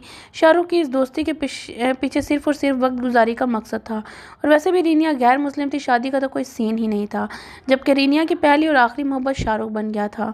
हम बस में पेरिस चला गया था, अभी कुछ दिन पहले ही मेरी भाभी की डेथ हुई है तो इसलिए मैं तुमसे नहीं मिल पाया। शाहरुख ने गाड़ी स्टार्ट करते एक अनजान सड़क पर गामसन करते हुए रीनिया को तफसील बताई। जहाँ तक मुझे पता है तुम्हारी एक भाभी है और वो। रीनिया ने अपनी मालूमात के मुताबिक शाहरुख से बात करनी चाहिए, मगर अभी इस बात मुकम्मल नहीं हुई थी कि शाहरुख ने इसे चुप करवा दिया। अल्लाह ना करे कि मेरी भाभी को कुछ हो, मैं तो समीर भाई की बीवी की बात कर रहा था। शाहरुख ने रीनिया की बात को काटते हुए कहा। ओह सॉरी, मेरा वो मतलब नहीं था, लेकिन खैर इसे छोड़ो, ये बताओ मुझे शॉपिंग कराओगे? रीनिया ने पहले अपनी बात की माफ़ी मांगी, फिर शाहरुख का ध्यान दूसरी तरफ करने के लिए इसने शॉपिंग की बात की। हाँ, शॉपिंग पर ले जाऊँगा, मगर सबसे पहले हम सुपर मार्केट जाएंगे और कुछ सामान खरीदेंगे। शाहरुख ने रीनिया को तफसील बताई और साथ ही गाड़ी एक सुपर मार्केट की पार्किंग में खड़ी कर दी और रीनिया को बाहर आने का बोला। ये तो बच्चों की चीज़ें हैं, तुम मुझे सच सच बताओ, ये तुम किसके लिए ख़रीद रहे हैं? कहीं तुम शादीशुदा तो नहीं, या फिर कहीं तुम्हारी कोई गर्लफ्रेंड तो तुम्हारे बच्चे की माँ नहीं है? शाहरुख ने ज़ुबाब की दी हुई चिट के मुताबिक चीज़ें खरीदी तो रीनिया हैरान हो गई, इसलिए अपने सारे अंदेशे शाहरुख को बता दिए। तुम कौन होती हो मुझसे कब कुछ भी पूछने वाले? तुम ना अपनी सोच अपने पास रखो, मैं तुम्हारे साथ कुछ वक्त गुजार लेता हूँ, इसका ये मतलब हरगिज़ नहीं कि तुम मेरी पर्सनल लाइफ में दखल अंदाजी करो। शाहरुख ने इधर उधर देखते हुए लोगों की वजह से दबे दबे गुस्से में रीनिया से बात की तो रीनिया की आंखों में बेइज्जती की वजह से आंसू आ गए। शाहरुख ने पहली बार किसी लड़की को यूँ रोते हुए देखा था। अभी शाहरुख रीनिया से कुछ बात करने ही वाला था कि रीनिया वहाँ से चली गई। शाहरुख भी इसके पीछे ही चला गया। शामिक बेटा आओ इधर। समीर बेटा तुम कैसे हो? और जुबाब तुम बच्चे को लेकर अंदर कमरे में जाओ। मेहरुन्निसा बेगम ने दरवाज़ा खोला तो वो पहले शामिक और समीर को अंदर आने का बोला और फिर अपने पीछे खड़ी जुबाब को आवाज़ दी और बच्चे को मुलाजमा से लेकर कमरे में ले जाने का बोला। जुबाब मुलाजमा से बच्चे को लेकर कमरे में गई। इसे झूले में डालकर एक नज़र बेड पर सोई हुई मिनाहिल और देखा और फिर हानिया जो कि उठकर बेड पर बैठी हुई थी इसे अपने बाजों में उठाकर बाहर चली गई। अच्छा आंटी मुझे एक ज़रूरी काम से बाहर जाना है तो मैं आपको लोगों को डिनर पे ज्वाइन करता हूँ। जुबाब जैसे ही हानिया को बाजों में उठाए लाउंज में आई तो समीर ने एक नज़र जुबाब की कमर के साथ लटकी हुई हानिया को देखा और फिर राह फरार इख्तियार करने के लिए मेहरुन्निसा बेगम से बहाना बनाकर बगैर किसी की बात सुने समीर अपार्टमेंट से बाहर चला गया। जुबाब तुम्हें हानिया को लेकर बाहर आने की क्या ज़रूरत थी? तुम्हें पता है ना समीर मतवफ़ा की डेथ को लेकर कितना डिस्टर्ब है। शामिक ने जुबाब को सख्ती से कहा क्योंकि शामिक को पता था समीर बहुत डिस्टर्ब है। आप मर्द ना अपनी ज़िंदगी में तो बीवी की कदर करते नहीं और बाद में इसकी याद में मजनू बनकर ड्रामे करते हैं। भला ये भी नाराज़ होने की बात है। जुबाब शामिक के साथ बहस करने की आदी हो गई थी। ये बगैर सोचे समझे कि लाउंज में मेहरुन्निसा बेगम भी बैठी हैं। अरे लड़की तुम में शोहर से बात करने की तमीज़ नहीं है। गज़ब खुदा का कैसे कैंची की तरह अपने शोहर के आगे ज़ुबान चला रही हो। मेहरुन्निसा बेगम को तो जुबाब की बात करने का अंदाज़ बिल्कुल भी अच्छा ना लगा तो फिर जुबाब को डांटते हुए बोली वो मैं तो बस। जुबाब ने पहले तो ज़ुबान दांतों तले दबाई फिर मासूम बनकर अपनी सफाई देने की कोशिश की मगर कुछ बोला ही नहीं गया। अच्छा तुम जाओ हानिया भी उठी है भूखी होगी बच्ची को इसका हल्का फुल्का सा बनाकर खिलाओ। ये जो मुलाजमा है इसे बोलो कि इसका काम अब ख़त्म अब ये जा सकती है। मेहरुन्निसा बेगम के लहजे में नाराज़गी वाज़िया थी। हर जुमला इन्होंने गुस्से में ही बोला तो जुबाब हानिया को लेकर किचन की तरफ चल पड़ी मगर जाते हुए अपनी हंसी को छुपाते हुए शामिक को गोरी करवाना ना भूली। बस मैम क्या आपको कोई काम है? किचन में आते हुए मुलाजमा ने इंग्लिश में पूछा। नहीं मुझे कोई काम नहीं और अब इस घर में तुम्हारा भी कोई काम नहीं। तुम्हारा जितना काम था वो तुमने कर लिया आज से तुम्हारी छुट्टी। जुबाब ने सारा गुस्सा आकर मुलाजमा पर उतारा। मुलाजमा जुबाब के कहने की देर थी वह अपार्टमेंट से चली गई। शामिक मुझे तुमसे बहुत ज़रूरी बात करनी है अगर तुम्हारे पास वक्त हो तो। मेहरुन्निसा बेगम ने जुबाब के जाने के बाद शामिक से बात करने के लिए तमहीद बांधी। जी मोम बोले मैं आज सारा दिन घर पर ही हूँ। शामिक जो सोफ़ा पर रिलैक्स होकर बैठा था मेहरुन्निसा बेगम की बात पर अटेंशन होकर बैठ गया। वो बेटा देखो समीर और मुतवफ़ा की बच्चों का जो मसला है इसको मैं चाहती हूँ कि हम सब मिलजुल कर हल करें। तुमने खुद भी अभी थोड़ी देर पहले कहा था कि समीर मेंटली तौर पर डिस्टर्ब है तो वो बच्चों की परवरिश ऐसे नहीं कर पाएगा जैसे। मेहरुन्निसा बेगम ने पहले दलीलें इकट्ठी की फिर अभी वो आगे कुछ बोलती शामिक बोल पड़ा जैसे जुबाब करेगी। मोम प्लीज़ आप भी जुबाब की साइड ले रही हो। देखिए मोम मैंने जुबाब को भी यही कहा है और आपको भी ये बोल रहा हूँ कि बच्चों की माँ मरी है बाप नहीं। बच्चे तब तक हमारे पास रहेंगे जब तक समीर चाहेगा। आप जिसकी सिफारिश पर बात करने आई हैं इसे मैं समझा दूंगा आप बस इसकी हमायत मत करना। शामिक ने मेहरुन्निसा की बात को बीच में ही काट कर इन्हें हरी झंडी दिखा दी कि वो इस मामले में किसी भी किस्म की नहीं सुनेगा। मोम मैं बहुत थक गया हूँ आपसे इस टॉपिक पर पहले समीर से बात करें इसका जो जवाब होगा इसको हम सब ने मानना है। शामिक ने सोफ़ा से उठकर सुकून भरे अंदाज में मेहरुन्निसा बेगम से बात की और फिर कमरे में चला गया। What the hell. शामिक जब अपने कमरे में गया तो सामने अपने कमरे का नक्शा देखकर इसकी ज़ुबान से एकदम से अल्फाज निकल पड़े। कमरे में 2 झूले रखे हुए थे जिसमें एक समीर बेटा लेटा हुआ था। फर्श पर हर जगह बच्चों के खिलौने फैले हुए थे। बेड के दरमियान में मिनाइल सोई हुई थी जिसके इर्द गिर्द पिलो रखे हुए थे कि कहीं उठकर बेड से उतरने की कोशिश में गिर न जाए। शामिक ने एक अफसोस भरी नज़र अपने कमरे को देखा और फिर जिन पाँव से कमरे में आया था उन्हीं पर वापस चला गया। जुबाब ये तुमने कमरे की क्या हालत बनाई हुई है। जल्दी से जाओ रूम साफ़ करो मुझे सोना है। शामिक का तो सर ही घूम गया था। कमरे से बाहर आकर किचन में हानिया को सीरियलैक खिलाती जुबाब पर शिकार फिर इसे कमरा साफ़ करने का हुक्म सादिर करता तनफन करता लाउंज में चला गया। जुबाब शामिक के इस तरह के रवैये पर हानिया को कमर पर लगाए लाउंज में आई हानिया को मेहरुन्निसा बेगम को देखकर एक नाराज़ सी गोरी पर गुस्से में भरे हुए बैठे शामिक पर डाली और कमरे को साफ़ करने के लिए कमरे में चली गई। कमरा साफ़ कर दिया है। कमरा साफ़ करने के बाद जुबाब लाउंज में और दांत पीस कर शामिक को बोला और फिर आगे बढ़कर मेहरुन्निसा बेगम से हानिया को लेने लगी। हानिया को मोम के पास ही छोड़ दो तुम मेरे साथ कमरे में आओ मुझे तुमसे ज़रूरी बात करनी है। शामिक को पता था कि जुबाब इससे नाराज़ है तो इससे पहले कि हानिया को एक बार फिर जुबाब गोद में लेती शामिक ने इसे कमरे में बुला लिया। मेहरुन्निसा बेगम के सामने जुबाब को ना चाहते हुए भी शामिक के साथ कमरे में जाना पड़ा। मिनाहिल को झूले में डालो अगर बेड पर रही तो मैं अच्छे से सो नहीं पाऊँगा। शामिक ने अलमारी का पट खोलते हुए ज़ुबाब को नया हुक्म सादिर किया, जैसे ज़ुबाब ने मुंह के ज़ाविये बिगाड़ कर अमल किया। शामिक फ्रेश होकर जब वॉशरूम से निकला तो ज़ुबाब एहतियात से मिनाहिल को झूले में डाल रही थी। जब ज़ुबाब मिनाहिल को झूले में डाल चुकी तो शामिक आहिस्ता आहिस्ता कदम बढ़ाता ज़ुबाब की तरफ आया। क्या हुआ, नाराज़ हो? शामिक ने प्यार से ज़ुबाब को कमर से हक किया तो ज़ुबाब ने नाराज़गी दिखाने के लिए शामिक के बाजुओं का हसार 1 मिनट में तोड़ दिया और चुप होकर कमरे से बाहर निकलने के लिए दरवाजे की तरफ बढ़ी। ज़ुबाब, मैं तुमसे बात कर रहा हूँ और तुम मुझसे बात किए बगैर कमरे से नहीं जाओगी। शामिक की वार्निंग ने ज़ुबाब के दरवाजे की तरफ बढ़ते हुए कदम रोक लिए। इधर आओ, शराफत से अपना मसला बताओ, तुम्हें पता है मुझे ज़्यादा नखरे नहीं पसंद। शामिक ने अपने लहजे में मसनूई सख्ती और नाराज़गी लाते हुए बोला, जिसकी वजह से ज़ुबाब को ना चाहते हुए भी शामिक की तरफ जाना पड़ा, मगर वो ज़िद्दी थी। शामिक के पास बैठकर भी खामोश रही। ज़ुबाब, तुम मेरा सब्र आजमा रही हो, बराए मेहरबानी अपना मूड ऑफ होने की वजह बताओ, अदरवाइज़ मैं अपने तरीक़ा से बात पूछूंगा। शामिक को अब सच में ज़ुबाब पर गुस्सा आने लगा, मगर ज़ुबाब भी अपनी धुन की पक्की, मुँह को चुप का ताला लगा कर रखा था। ज़ुबाब के इस तरह खामोश रहने पर शामिक ने एक ठंडी आह भरी और फिर बेड पर लिहाफ अपने ऊपर करके सो गया। जब शामिक के इस तरह कमर और मुंह मोड़ के सोने पर ज़ुबाब बेड के किनारे से उठकर बाहर जाने लगी तो शामिक ने जल्दी से मुड़कर ज़ुबाब की कलाई पकड़कर इसे बेड की बाईं तरफ गिराया और फिर अपनी कहे और बगैर इसकी सुने ज़ुबाब के मुंह के ऊपर लिहाफ मुंह तक लिहाफ अपने करके अपने हिसार में लेकर सो गया। ज़ुबाब, यार इस बच्चे को चुप करवाओ। शामिक गहरी नींद में था कि समीर के बेटे के रोने की वजह से इसकी आंख खुल गई और इसका डायपर तब्दील करना है। ज़ुबाब ने आहिस्ता से शामिक को कहा, यार मेरी नींद ख़राब हो गई, मैं शाहरुख के कमरे में जा रहा हूँ, तुमने जो करना है करो। शामिक गुस्सा में उठा और ज़ोर से दरवाज़ा बंद करके कमरे से बाहर चला गया। उफ तौबा, लाड साहब के नखरे तो देखो, बच्चे तो रोते ही हैं, इसमें बुरा मनाने की क्या बात है। ज़ुबाब शामिक के इस तरह कमरे से जाने के बाद मुंह में बड़बड़ाई और साथ साथ छोटे से बच्चे का डायपर भी तब्दील कर रही थी। तुम डिनर बनाओ या फिर मैं बनाऊं? महरुन्निसा बेगम कमरे में आई और फिर ज़ुबाब से इस्तफसार किया। जी आंटी, मैं बना लूँगी, आप फिक्र ना करें। ज़ुबाब ने बच्चे को फीडर देने के बाद इसकी कमर थपथपा रही थी और साथ साथ कमरे में चक्कर भी लगा रही थी। अच्छा, तो ये शामिक के गुस्से से कमरे में गया है, तुम दोनों की लड़ाई हुई है क्या? महरुन्निसा बेगम अब कमरे में बेड पर बैठ चुकी थी और फिर ज़ुबाब से तफशीशी अंदाज में बोली, नहीं आंटी, वो बस इसके रोने पर गुस्सा हो गए थे। ज़ुबाब ने आहिस्ता सी आवाज़ में बोली। ज़ुबाब, मुझे लगता है शामिक बच्चों को अपने पास रखने के लिए तैयार नहीं। तुम पहले अपने शोहर को राज़ी करो, वरना ना बच्चों को अपना आदी करो ना खुद इनकी आदी बनो। महरुन्निसा बेगम कमरे से जाते हुए ज़ुबाब के ऊपर एक बम फटा गई थी। अब मुझे शामिक को भी मनाना पड़ेगा, इसका मतलब इसके लिए कुछ स्पेशल करना पड़ेगा जिससे वो खुश हो, मेरी बात मान ले। ज़ुबाब ने एक ठंडी आह भरी और फिर अपनी बात मनवाने के लिए कुछ स्पेशल करने का सोचा।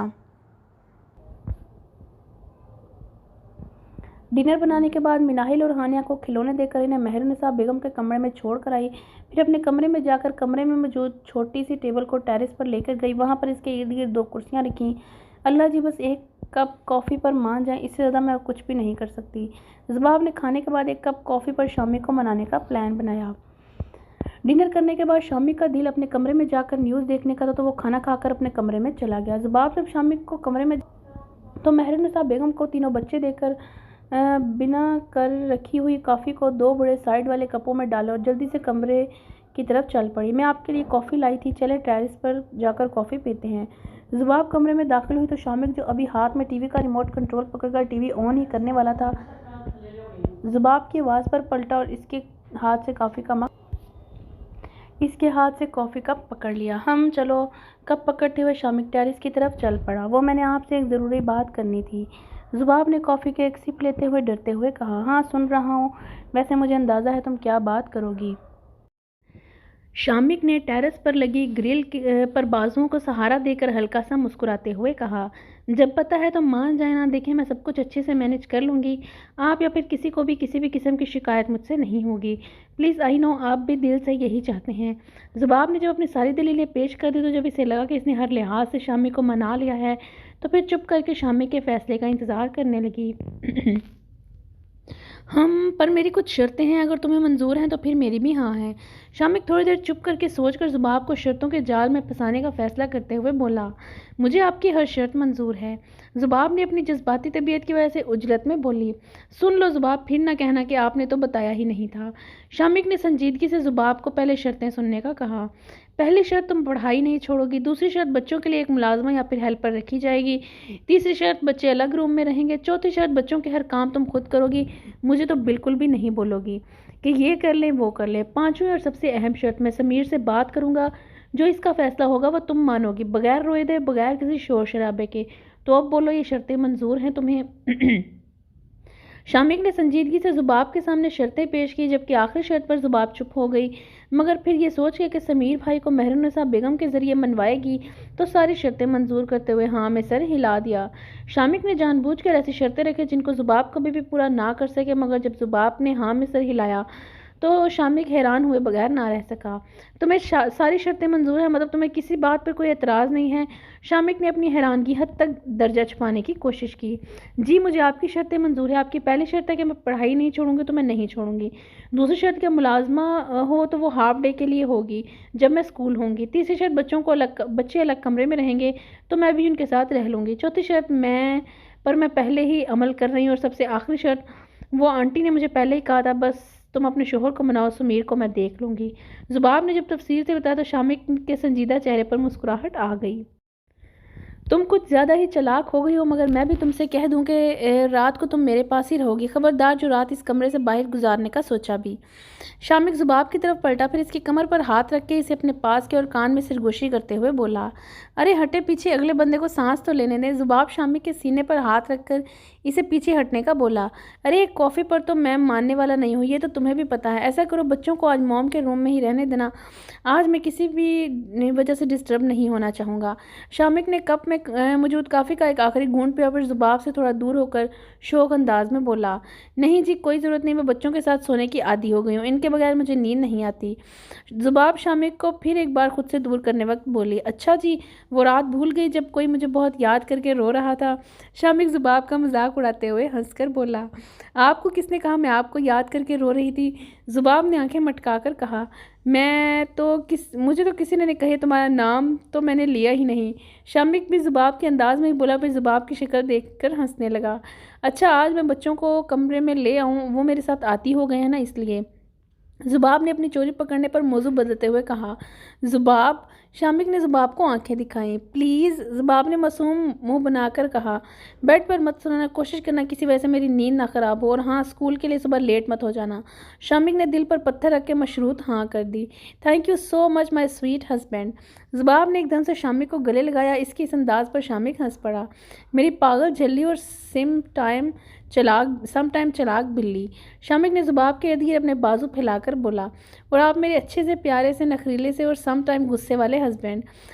जुबाब ने शामिक के सीने पर सर रखकर कहा, स्कॉर्पियन मार्टल, तुम सच में शामिक को मारने का प्लान बना रहे हो, ये जानते हुए भी कि इस काम में कितना रिस्क है? स्कॉर्पियन मार्टल के एक करीबी दोस्त की आवाज़ फ़ोन से सुनाई दी, जो कि इसे शामिक को मारने की रिस्क से आगाह कर रहा था।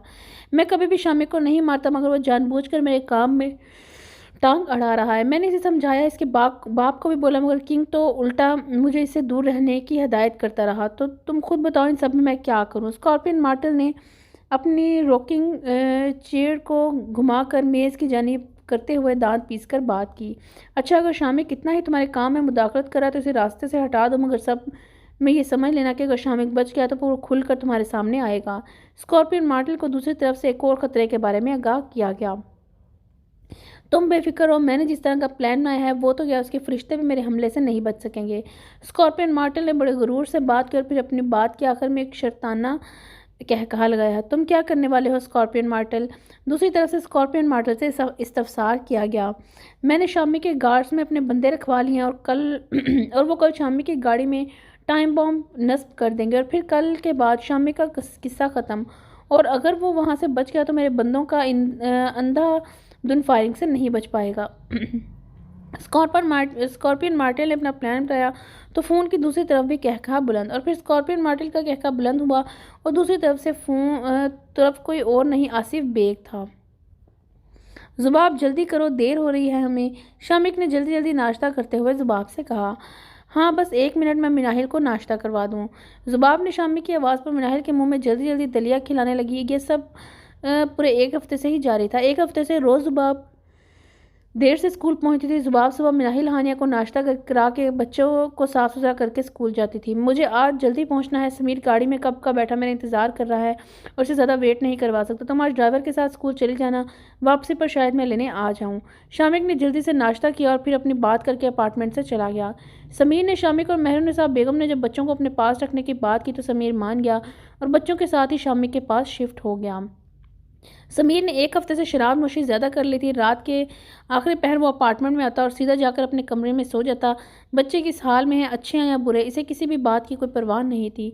शामिक ने ही कल समीर के बेटे के नाम और इस दुनिया में आने की खुशी में छोटी सी पार्टी अरेंज करने का मंसूबा बनाया हुआ था। ठीक है, आप चलें, मैं ड्राइवर के साथ चली जाऊंगी, जुबाब ने रजामंदी जाहिर करते हुए बोली और दिल में शुक्र किया कि जान छूटी मेरी। शामिक चला गया। मेहरुन्निसा बेगम कमरे से निकली और नाश्ता की मेज़ पर जुबाब को अकेला बैठ कर नाश्ता करता देखा तो इस पर इस्तफसार किया। जी आंटी, वो चले गए, मैं आज ड्राइवर के साथ जाऊंगी। जुबाब आराम सुकून से नाश्ता करते हुए बोली। तुम आज स्कूल से छुट्टी कर सकती हो। नहीं कोई मसला है तो कोई बात नहीं, तुम जा भी सकती हो। मेहरुन्निसा बेगम ने अपने अंदाज को हद दर्जा नॉर्मल रखकर बात की। जी आंटी, आज छुट्टी कर लूँगी, मसला तो नहीं होगा मुझे, मगर आपकी तबीयत अच्छी नहीं लग रही, क्या हुआ आपको? जुबाब ने मेहरुन्निसा बेगम को हवास बागता देखा तो इनकी खैरियत पूछी। नहीं, बस आज मेरा दिल घबरा रहा है, कल रात ख्वाब भी कुछ अजीब सा देखा तो इसलिए। मेहरुन्निसा बेगम ने अपनी बेचैनी जुबाब को बताई। आंटी, आपने ख्वाब में क्या देखा और ये ख्वाब आपने किस वक्त देखा? जुबाब ने दिलचस्पी लेते हुए पूछा। मैंने ख्वाब में देखा कि समीर और शामिक एक लकड़ी से बने पुल पर चल रहे होते हैं और जब वो दोनों पुल के दरमियान में पहुंचते हैं तो कोई इस लकड़ी से बने पुल को हिलाना शुरू कर देता है, जिससे पुल टूटना शुरू हो जाता है और शामिक इसमें गिर जाता है। इसके बाद मेरी आंखें खुल गई तो देखा सुबह के 5 बज रहे थे। इससे आधे घंटे बाद ही समीर घर आया। मेहरुन्निसा बेगम ने अपना सारा ख्वाब बयान किया और आखिर में वक्त का भी बता दिया। अरे आंटी, ख्वाब कहाँ सच्चे होते हैं, आप परेशान ना हो, बेफिक्र होकर नाश्ता करें, मैं आज छुट्टी कर लूँगी और आपके साथ ही रहूँगी। जुबाब ने मेहरुन्निसा बेगम को बहलाते हुए अंदाज में इनका मेज़ पर रखा हुआ हाथ थपथपाते हकीकत में तो अंदर से डरी हुई थी, क्योंकि रुबाब ने एक बार कहा था कि सुबह के ख्वाब हमेशा सच्चे होते हैं। समीर, कल तुम्हारे बेटे के लिए एक छोटी सी तकरीब होने वाली, तुम अपने बेटे का नाम क्या रखोगे? शामिक की नज़रें सामने सड़क पर थीं और बात वो गुमसुम बैठे समीर से कर रहा था। नाम तुम और भाभी ही रख लेना, और मेरा एक ज़रूरी काम है जिस वजह से मैं तकरीब में शिरकत नहीं कर पाऊँगा। समीर ने शामिक से ऐसे उखड़े हुए अंदाज में बात की जैसे शामिक के बच्चे की नहीं, इस जगह दुश्मन के बच्चे की बात कर रहा हो। शामिक ने समीर के अंदाज पर अफसोस से एक नज़र से देखा, जो मोबाइल में ऐसा मगन था जैसे इससे ज़रूरी और कोई काम ही ना हो। अच्छा समीर, पीछे वाले बैग से डैड को जो फाइल सेंड करनी थी वो निकाल कर एक बार पढ़ लो। शामिक ने एक गाड़ी की पिछली सीट पर रखे काले बैग पर फाइल निकालने का बोला। समीर ने शामिक के बोलने पर पिछली सीट पर पड़े बैग की तरफ हाथ बढ़ाया, मगर इसे वो बैग मामूल के मुताबिक भारी लगा तो इसने बैग उठाकर गोद में रख लिया। जब बैग को खोला तो इसने टाइम बॉम्ब देखकर समीर ने एक लम्हा शामिक को देखा जो सड़क पर नजरें गाड़ी चला रहा था। समीर ने एकदम अपने जहन में मंसूबा बनाया और आराम से बैग से फाइल निकाली और बैग पीछे वाली साइड पर आराम से रख दिया। समीर, तुम्हारे माथे पर पसीने क्यों आ रहे हैं, एसी ऑन करूं? शामिक ने समीर के माथे पर पसीने के नन्हे कतरे देखे तो इस्तफसार किया। नहीं कुछ नहीं हुआ। उतरो, तुम गाड़ी रोको गाड़ी को, मैं चलाऊंगा। समीर ने अपने लहजे को जितना हो सका नॉर्मल रखा, मगर जो चीज़ इसने देखी वो कोई मामूली चीज़ नहीं थी। इस वक्त समीर और शामिक दोनों ही मौत के मुंह में थे। समीर ने अपनी दोस्ती को बचाना था और शामिक के लिए गए एक एहसान का बदला भी उतारना था। गाड़ी क्यों रोको, मैं, तुम्हारी तबीयत कुछ ठीक नहीं लग रही, सब कुछ ठीक है ना? समीर के इस तरह एकदम घबराने पर शामिक को इसकी तबीयत की फिक्र हुई। शामिक, जो मैं कह रहा हूँ वो करो, गाड़ी रोको और गाड़ी से उतरकर मेरी वाली जगह पर आओ। समीर ने अपने लहजे को जितना हो सका नॉर्मल रखा, मगर जो चीज़ इसने देखी वो कोई मामूली चीज़ नहीं थी। इस वक्त समीर और शामिक दोनों ही मौत के मुंह में थे। शामिक, मैं जो कह रहा हूँ वो करो, गाड़ी रोको और गाड़ी से उतरकर मेरी वाली जगह पर आओ। समीर ने अब की बार लहजे में सख्ती लाकर कहा तो शामिक ने गाड़ी रोक ली और फिर गाड़ी से उतरकर समीर वाली सीट पर आकर बैठ गया। शामिक, मेरे बड़े बेटे का नाम सगीर रखना और मेरे तीनों बच्चों को कोशिश करना और बाप और माँ की कमी महसूस ना हो। अगर इन्हें मैं और मुतवफ़ा याद नहीं हुए तो इन्हें कभी भी पता मत चलने देना कि उनके माँ बाप कौन हैं। मेरे बच्चों को अपने बच्चों पर हमेशा फोकियत देना और हो सके तो ये काम छोड़ देना। समीर ने गाड़ी स्टार्ट करते हुए आंखों में नमी लेकर शामिक से बात की, इससे पहले कि शामिक समीर के बगैर सरोपा की बातें समझता। समीर ने आगे बढ़कर शामिक को साइड वाला दरवाज़ा खोलकर चलती गाड़ी से धक्का दे दिया। समीर! गाड़ी से गिरते ही शामिक ने एक जोर से चीख मारी, मगर इससे पहले कि समीर शामिक की चीख सुनता, एक धमाके से गाड़ी हवा में उड़ती ज़मीन पर गिर गई। धमाके के साथ ही वहां पर अंधाधुंध फायरिंग शुरू हो गई। धमाका और फायरिंग से एकदम से वहाँ पर भगदड़ मच गई। शामिक क्योंकि बहुत करीब था, धमाके की तेज़ आवाज़ की वजह से अभी से कोई दूसरी आवाज़ नहीं सुनाई दे रही थी। चलती गाड़ी से गिरने की वजह से शामिक के सर पर चोट लगी और इसका खून माथे से बहकर इसके पूरे मुंह तक फैल गया। शामिक ने खुद को उठाने की कोशिश की और लंगड़ाता हुआ खड़ा हुआ। अब इसे हर तरफ से चीखों पुकार हल्की हल्की सुनाई दे रही थी। शामिक के दाईं पांव में भी फ्रैक्चर हुआ था, जिसकी वजह से वो लंगड़ाकर चल रहा था, मगर उसकी कोशिश थी कि वो किसी भी तरह समीर के पास पहुंचे।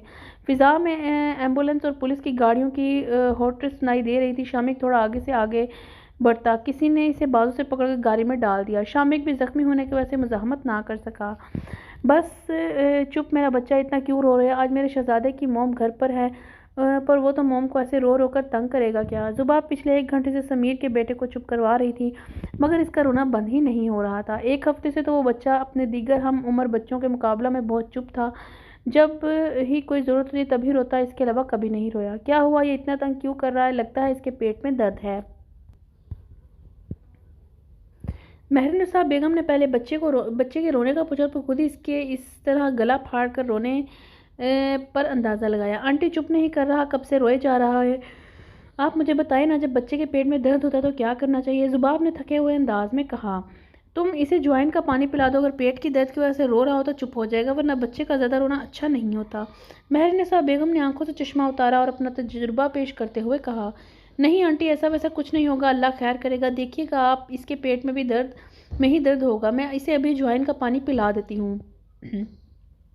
जुबाब महरुनिसा बेगम के बात करने के अंदाज से डर की, जिस वजह से एकदम से उठे और बच्चे को ज्वाइन का पानी पिलाया और बच्चा चुप कर गया। तो जुबाब ने भी सुक्का सांस लिया। आंटी अब वैसे ही परेशान हो रही थी, इसे पेट में ही दर्द था। जुबाब बच्चे को कमरे में जो झोले में लिटा कर आई और फिर सोफे पर गिरते हुए बोली, भाभी, मोम। इससे पहले कि महरुनिसा बेगम जुबाब की बात का जवाब देती, शाहरुख ने अपने कमरे में ऐसे ही चीख कर जुबाब और महरुनिसा बेगम को अपनी तरफ मुतवज्जा किया। महरुनिसा बेगम जुबाब से पहले शाहरुख के कमरे के अंदर दाखिल हुई, मगर सामने टीवी पर चलती खबर पर नज़र पड़ते ही आहिस्ता आहिस्ता कदम उठाती कमरे में मौजूद सोफे तक गईं। मोम, भाई और समीर भाई की गाड़ी में धमाका हुआ है, शाहरुख ने महरुनिसा बेगम के कदमों में बैठ कर रोते हुए बोला, जबकि जुबाब की लगा कि इसने कुछ गलत सुना है। ये कैसे हो सकता है? इसी बेयकीनी के आलम में वो ज़मीन पर बैठ गई। शाहरुख, तुम अपने डैड को कॉल करो जल्दी। महरुनिसा बेगम ने लम्हा भर भी अपनी हवास बहाल की और शाहरुख को कॉल करने का बोला। ओके मोम, मैं करता हूँ। शाहरुख रोता हुआ ही खड़ा हुआ और परेशानी से अपने बालों में हाथ फेरता हुआ शहराम कसूरी को कॉल मिलाने लगा। डैड, भाई। शाहरुख ने शहराम कसूरी की कॉल उठाते ही शामिक के साथ हुए हादसे के बारे में बताने की कोशिश की। शाहरुख, तुम अभी और इसी वक्त महरू को और शामिक की बीवी को लेकर वहां से निकल जाओ। शहराम कसूरी ने बगैर शाहरुख की सुनी अपना हुक्म सुना दिया। शहराम कसूरी ने शाहरुख की बात नहीं सुनी, इसका मतलब था कि इन्हें सब पहले से पता था। Okay dad. शहराम कसूरी की तरफ से हुक्म मिलने की देर थी। शाहरुख ने अपने आंसू साफ करके इन्हें अज़म के साथ ओके बोला। मॉम, डैड ने ऑर्डर किया कि हम यहाँ से जल्द अज जल्द निकल जाएं। शाहरुख ने शहराम कसूरी की बात महरुनिसा बेगम को इन अल्फाज में ही बताई तो महरुनिसा बेगम ने सर को हाँ में चंबिश देकर सोफे से उठ और फिर दहलीज के फर्श पर सख्ता की हालत में बैठी जुबाब को उठाकर एक अफसोस भरी नज़र डाली और बच्चों के कमरे में गई ने शाहरुख और फ्लैट के बाहर मौजूद गार्ड्स की मदद गाड़ी तक ले गई। जुबाब, उठो, हमने यहाँ से जाना है। महरुनिसा ने जुबाब को उठने का बोला तो इसने अपने कंधे पर रखा हुआ महरुनिसा का हाथ झटक दिया। मैं कहीं नहीं जाऊँगी, उनके आने का वक्त है, वो भी आएंगे, आप देखिएगा मुझे कैसे स्कूल से छुट्टी करने पर डांटेंगे। जुबाब ने हवास बागता होकर उठ के और फिर कमरे से बाहर जाने लगी तो महरुनिसा ने इसकी कलाई पकड़ी और इसे तकरीबन घसीटते हुए अपार्टमेंट से बाहर गाड़ी तक ले गई। शाहरुख, हम फ्लाइट से जाएंगे क्या? महरुनिसा ने गाड़ी में बैठते ही शाहरुख से इस्तफसार किया। नहीं मॉम, आज या अगले 2 दिन तक पेरिस में कोई भी फ्लाइट नहीं है, हम लोग डैड के भेजे हुए प्राइवेट जेट से जाएंगे। शाहरुख ने सर को पीछे की तरफ घुमाकर महरुनिसा बेगम को तफसील बताई। जुबाब तो बस इन सब बेहिस लोगों को देख रही थी, एक का बेटा मरा था तो दूसरे का भाई, और इनको फ्लाइट की पड़ी हुई थी। शामिक के बारे में तो सुनकर अब तक जुबाब का सांस ही बंद हुआ था। इसे तो रह रहकर शामिक की याद आ रही थी। काश मैं आज आपको घर से जाने ही ना देती, काश आज जिस तरह घर में रहे वैसे आप भी रह जाते। पेरिस के पुरफिजा मुकाम पर बने शहर राम पैलेस में हर्ष व मातम था। हर एक बंदा समीर और शामिक की मौत का सदमा लिए दुख का इजहार करने यहाँ आया हुआ था। जुबाब का तो रो रो कर बुरा हाल था। आज के दिन इसे किसी और की फिक्र नहीं थी सिवाय शामिक के। ज़ुबाब को आज समझ आ गई थी कि इसे दुनिया में अकेले ही रहना है, इसका कोई अपना नहीं है।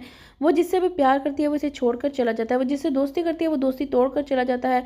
बच्चे कल से ही मुलाजमा के रहमो करम पर थे। ज़ुबाब को तो अपना होश नहीं था, किसी और का ख्याल क्या रखती। ज़ुबाब को ये सब कुछ एक ख्वाब की मानद लग रहा था, जैसे कोई बुरा ख्वाब हो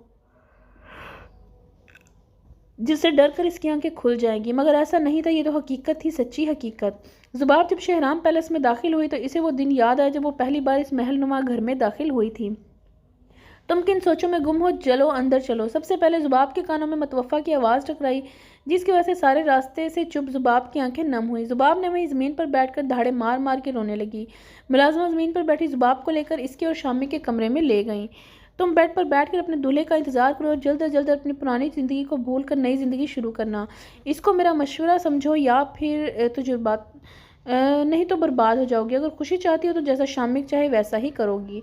ज़ुबाब को कमरे में दाखिल होते ही मतवफ़ा की दी हुई नसीहत याद आ गई, जिसमें इसने ज़ुबाब को एक नई ज़िंदगी शुरू करने का मशवरा दिया था। इस वक्त ज़ुबाब को पता था कि शामिक कितना अच्छा शौहर साबित होगा। मत मेरी तरफ मत बढ़ना, वरना मैं गोली चला दूंगी, समझे तुम। देखो मुझे अपनी फिक्र नहीं, तुम्हें लग जाएगी। ये तो पागलपन छोड़ो और पुरसुकून हो जाओ। ज़ुबाब जब कमरे के दरमियान में आई तो इसे अपनी शादी के पहले दिन की जाने वाली बेवकूफ़ी की बाज़गश सुनाई दी। तो इसे लगा शामिक इसकी याद से निकल कर इसके सामने आ जाएगा और वो इससे अपने उन आंसुओं का शिकवा करेगी। मेरी अभी डैड से बात हुई, इन्होंने मुझे 3 माह दिए हैं तुम्हें अपना बनाने के लिए। मैं तुमसे भी अपने लिए 3 माह मांगता हूँ। मुझे पता है मैं तुम्हें सारी उम्र कैद करके नहीं रख सकता। एक ना एक दिन तुम मुझे छोड़ जाओगी और ना ही मैं तुम्हें कैद करके रखना चाहूँगा। मेरे डैड मेरे हीरो हैं ज़ुबाब, मैं ज़िंदगी इनकी तरह बसर करना चाहता हूँ, जैसे वो अपनी सारी उम्र एक खुश शादीशुदा ज़िंदगी गुजारते रहे। मैं सिर्फ तुमसे 2-3 माह मांगता हूँ। इन 3 माह में अगर तुम्हें लगा कि मैं काबिल नहीं हूँ तो मुझे छोड़ देना, बल्कि तुम नहीं मैं तुम्हें छोड़ दूंगा। आई प्रॉमिस, सिर्फ एक बार मौका दो। ठीक है, मैं आपको 3 माह देती हूँ, पर मुझे आप 3 माह में हाथ नहीं लगाएंगे। इस को आप मेरी शर्त समझ लें। Okay done. आज से तुम्हारी ज़िंदगी में आने वाले 90 दिन मेरे। ज़ुबाब को माज़ी याद करके एक बार फिर से अपनी तरफ मतवज्जा करवाया। शामिक, मैंने तो आपको अपनी ज़िंदगी ही दे दी थी, फिर आपने मुझे क्यों छोड़ दिया? प्लीज़ वापस आ जाएं, मैं अब आपके बगैर अपनी ज़िंदगी तसव्वुर नहीं कर सकती। शामिक, आपने मुझे ज़िंदगी का मतलब समझाया है। शामिक, मैं आपके बगैर मर जाऊँगी, प्लीज़ वापस आ जाएं। शामिक, मैं आपकी सोचों यादों की वजह से पागल हो जाऊंगी। मुझे आप पागल कर देंगे। आपकी जुदाई मुझे मार डालेगी। मैं तो अपने मुस्तकबिल में बस आपको ही देखा है। अब मैं आपके बगैर सांस भी नहीं ले पाऊंगी। अगर आपने मुझे छोड़कर ही जाना था तो फिर क्यों मेरे दिल में अपनी मोहब्बत, अपनायत, खुलूस जज्बे पैदा किए? क्यों मुझे अपना आदी बनाया? क्यों मुझे अपने होने का एहसास दिलाया? मैं इस दिल में नफरत, बदला, बर्बाद करने का जज्बा लेकर आई थी। क्यों आपने इस दिल से हर जज्बे को निकाल कर मोहब्बत डाल दी? आप तो मेरे दोस्त थे ना। तो मुझे बताएं, कोई दोस्त ऐसे किसी को छोड़कर जाता है क्या? कोई दोस्त अपने दोस्त को इतना रुलाता है क्या? कोई दोस्त अपने दोस्त को इतना बड़ा दुख देता है क्या?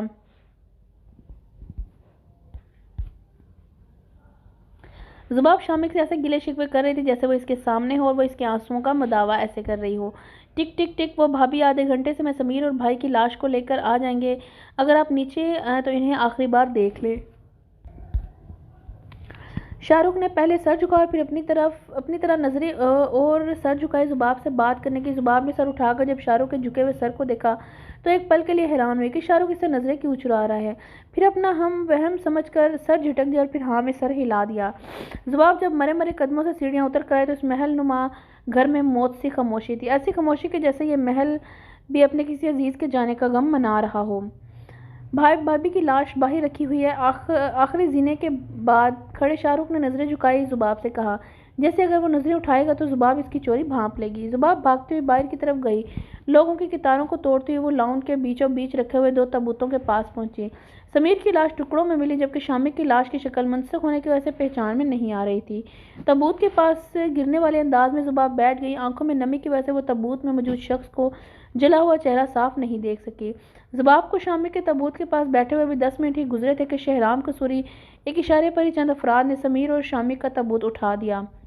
अरे आप शामिक को कहाँ ले जा रहे हैं? आंटी इन्हें रोकें। शाहरुख भाई आप ही इन्हें रोक दें, कोई तो इन्हें रोको। शहराम कसूरी के इशारे पर जब अफराद ने समीर और शामिक का तबूत उठाया तो ज़ुबाब ने उठकर एक फ़र्द को शामिक को रोकने का बोला, मगर वहाँ तो सब के सब बेहिस और चुप का रोज़ा रखकर खड़े हुए थे।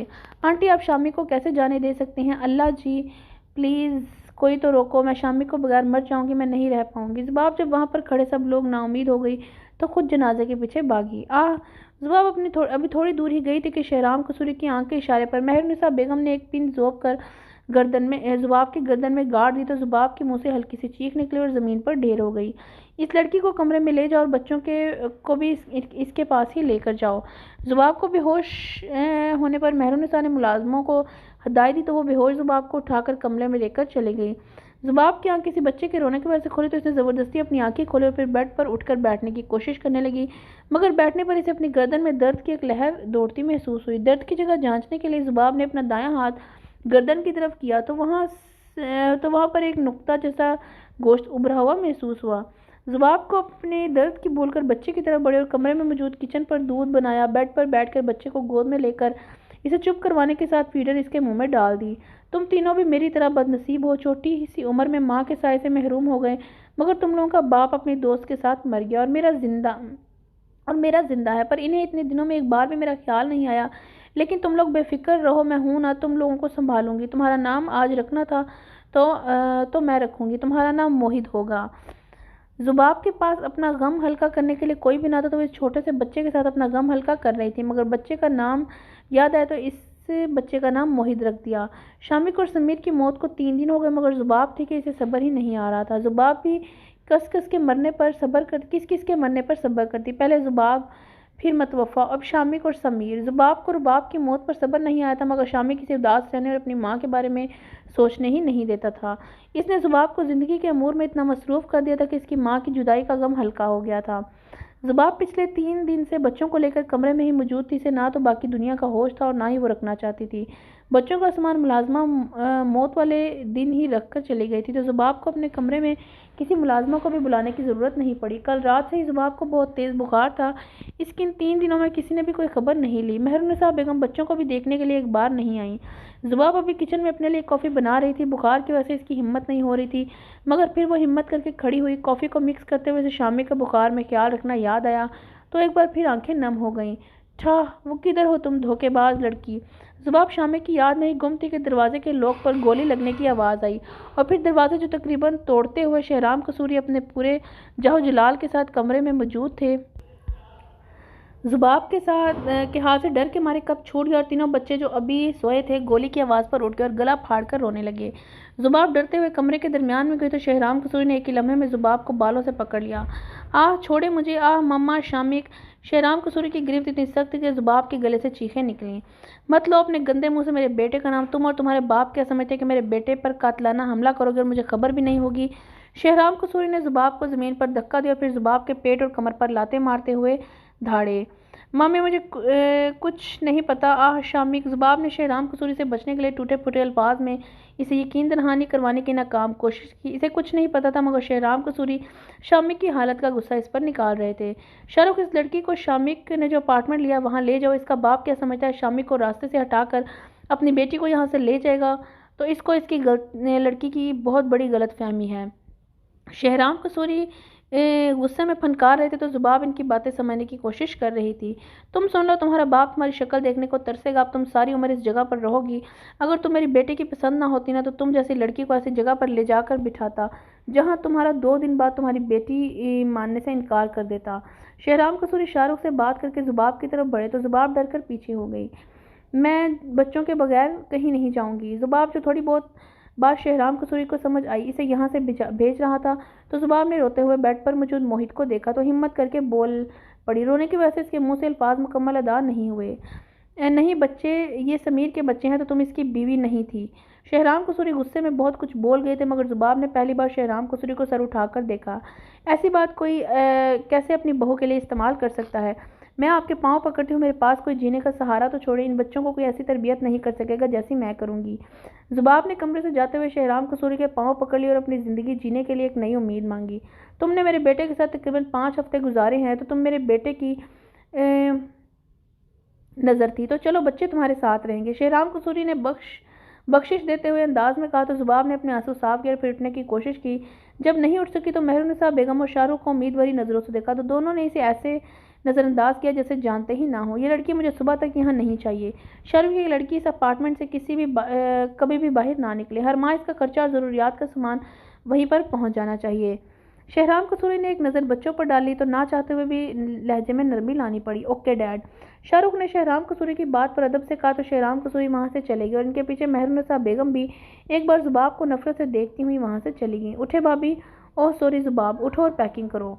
शाहरुख के लहजे में एक नफरत थी। जुबाब ने भी कभी शाहरुख को ऐसे बात करते हुए नहीं देखा था। वो तो हमेशा ही प्यार और शरारत में बात करता था। शाहरुख के इस तरह बोलने पर जुबाब को आज सही मायनों में निकाह और मियाँ बीवी के रिश्ते की समझ आई। आज जुबाब को इल्म हुआ कि बीवी को निकाह के बाद तहफ़्फ़ुज़ मियाँ की वजह से मिलता है, इज्जत मियाँ की वजह से मिलती है। वरना ये तो दुनिया जो शोहर की वजह से किसी की बहू होती है, किसी की भाभी होती है, मगर शोहर के जाते ही वो तमाम रिश्ते मर जाते हैं।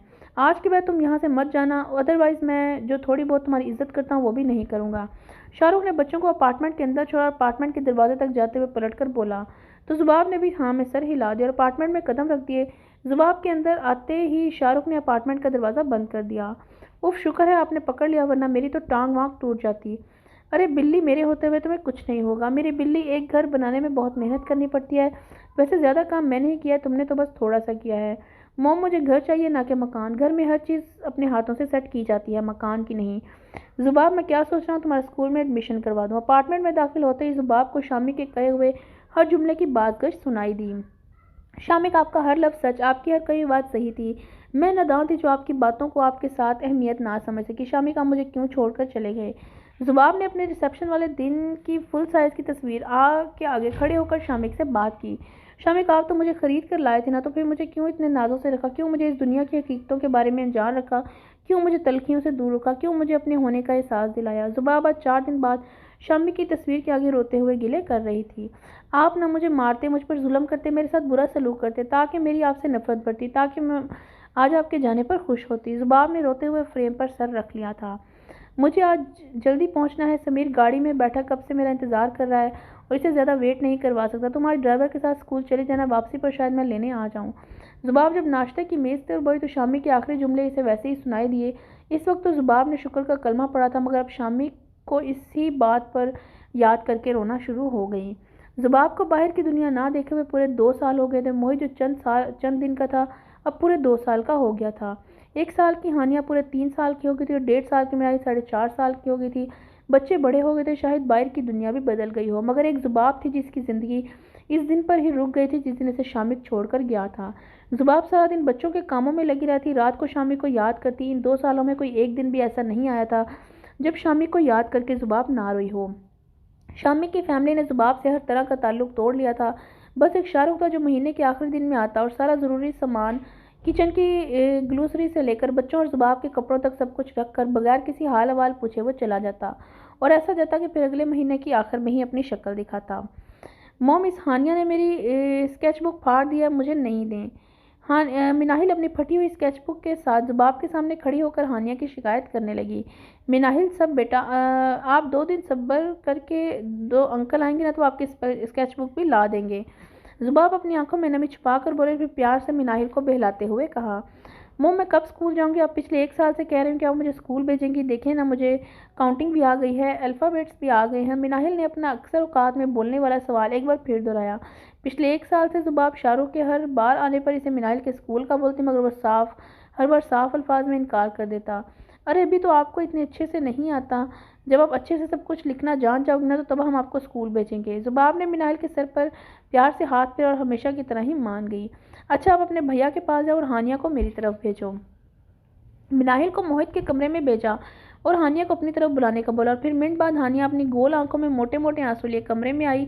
हानिया ऐसी ही थी, जब भी कोई गलती करती ऐसे ही बचने के लिए आंखों में आंसू लाकर पेश होती। अगर कोई हानिया की फितरत को ना जानता तो इसकी आंखों में आंसू देखकर इसे मासूम करार देता। जुबाब हानिया की हर एक्टिंग को जानती थी, इसलिए इसने हानिया को देखकर सिर्फ अफसोस से सर हिलाया। हानिया, तुमने मिनाहिल की स्केचबुक फाड़ी है। जुबाब ने हानिया के तमाम ड्रामे को पसे पुश डालकर इसे सख्ती से पूछा। जुबाब ने एक असूल बनाया हुआ था कि वो किसी भी बच्चे को दूसरे बच्चे के सामने नहीं डांटती थी। जब भी किसी को एक गलती पर डांटना होता तो वो अकेले में ही डांटती। मॉम, मैंने नहीं किया, हानिया ने इंतहाई मासूमियत से कहा। तो जुबाब, एक पल को जुबाब का दिल भी पसीज गया, मगर फिर इस ड्रामा को क्वीन को देखा। झूठ। जुबाब ने एक बार फिर लहजे में सख्ती हानिया को आंखें दिखाई। झूठ नहीं बोलती, मैं झूठ नहीं बोलती मम्मी। हानिया के आंसू इस बार एक इसके दूधिया रंग पर कुदरती लाल टमाटर होते गालों पर गिरे। तो ज़ुबाब अब की बार इसे ज़्यादा गुस्सा नहीं कर सकी। आपको अपने डैड से मिलना है ना, तो बस आपने हानिया की स्केचबुक फाड़ी है। अगले ट्विटर तक आप अपने डैड से नहीं मिल सकती। अगले 2 ईयर तक अपने डैड से नहीं मिलोगी। ज़ुबाब इसे अनोखी सज़ा सुनाकर कमरे से चली गई, क्योंकि हानिया के आंसू इसे भी तकलीफ देते थे। इसने जब से थोड़ा होश संभाला तो इसे एक ही रट लगाई थी कि वो डैड से मिलेगी। पहले अगर इसे ऐसे मना करती तो वो जिद लगाकर बैठती। अब तो इसकी हर छोटी गलती पर ज़ुबाब इसे ऐसी सज़ा देती। तुम 6 माह तक अपने डैड से नहीं मिलोगी। ये झूठ ज़ुबाब कितने दुख से बोलती है वही जानती थी। शाहरुख, बात सुनो, देखो अंकल ने ये कहा था ना कि मैं बाहर ना जाऊँ, तो मैं बाहर नहीं जाऊँगी। बस तुम हानिया और मिनाहिल का एडमिशन मोनेस्ट्री स्कूल में करवा दो। ज़ुबाब ने आज शाहरुख को हर हाल में मनाना था, तो इसलिए वो मिन्नत करते हुए अंदाज में बोली, क्योंकि अगर वो आज एक महीना भी ज़ाया हो जाएगा, जबकि ज़ुबाब बच्चियों की पढ़ाई के बारे में और देर नहीं कर सकती। जी भाभी, हो जाएगा। शाहरुख ने नज़रें झुकाए हुए बोला। तो भाभी लफ्ज़ पर ज़ुबाब ने तंजिया शाहरुख को देखा। नहीं भाभी, ये लफ्ज़ अब तुम्हारे मुँह से अच्छा नहीं लगता, और जब आपका भाई नहीं रहा तो फिर कैसी भाभी? ज़ुबाब ने तंजिया अंदाज में कहा। भाभी, वो मैं भाई की डेथ की वजह से गुस्सा था, तो इसलिए मैं आपसे पिछले 2 साल से के रवैये की माफ़ी मांगता हूँ। शाहरुख ने ज़ुबाब को तंज को यकसर नज़रअंदाज किया, फिर ज़ुबाब के आगे हाथ जोड़ लिए। तो ज़ुबाब एकदम हैरान हो गई कि इसे 2 साल बाद क्यों अपना रवैया काबिल माफ़ी लगा। भाभी, मैं इस बार ये अपार्टमेंट लॉक करके नहीं जाऊँगा।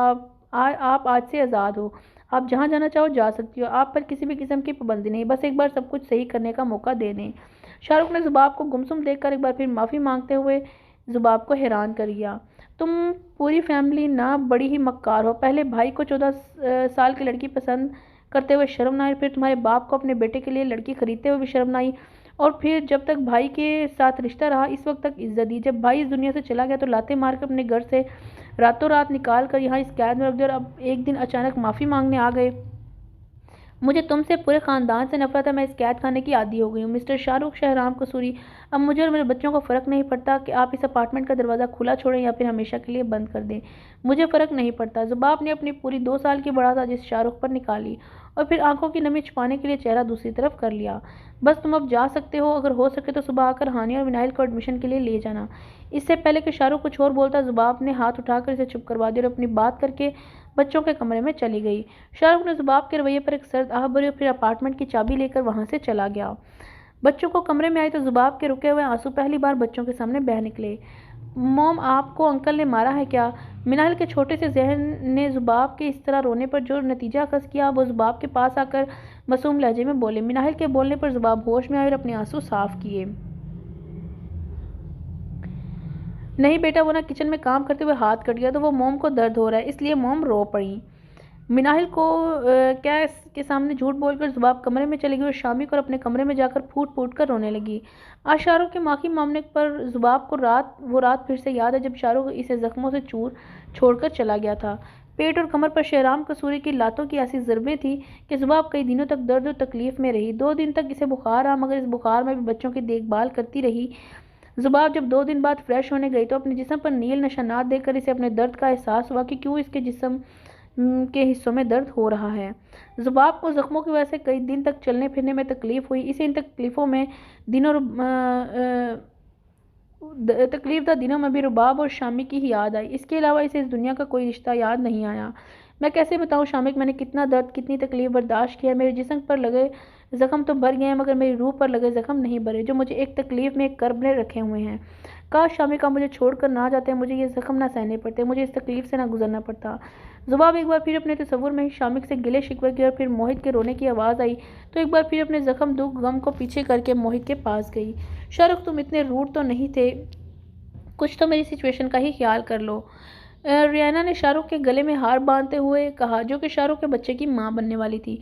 तो इसे इशारतन कहा। शाहरुख और रियाना ने 12 माह पहले एक शादी कर ली थी।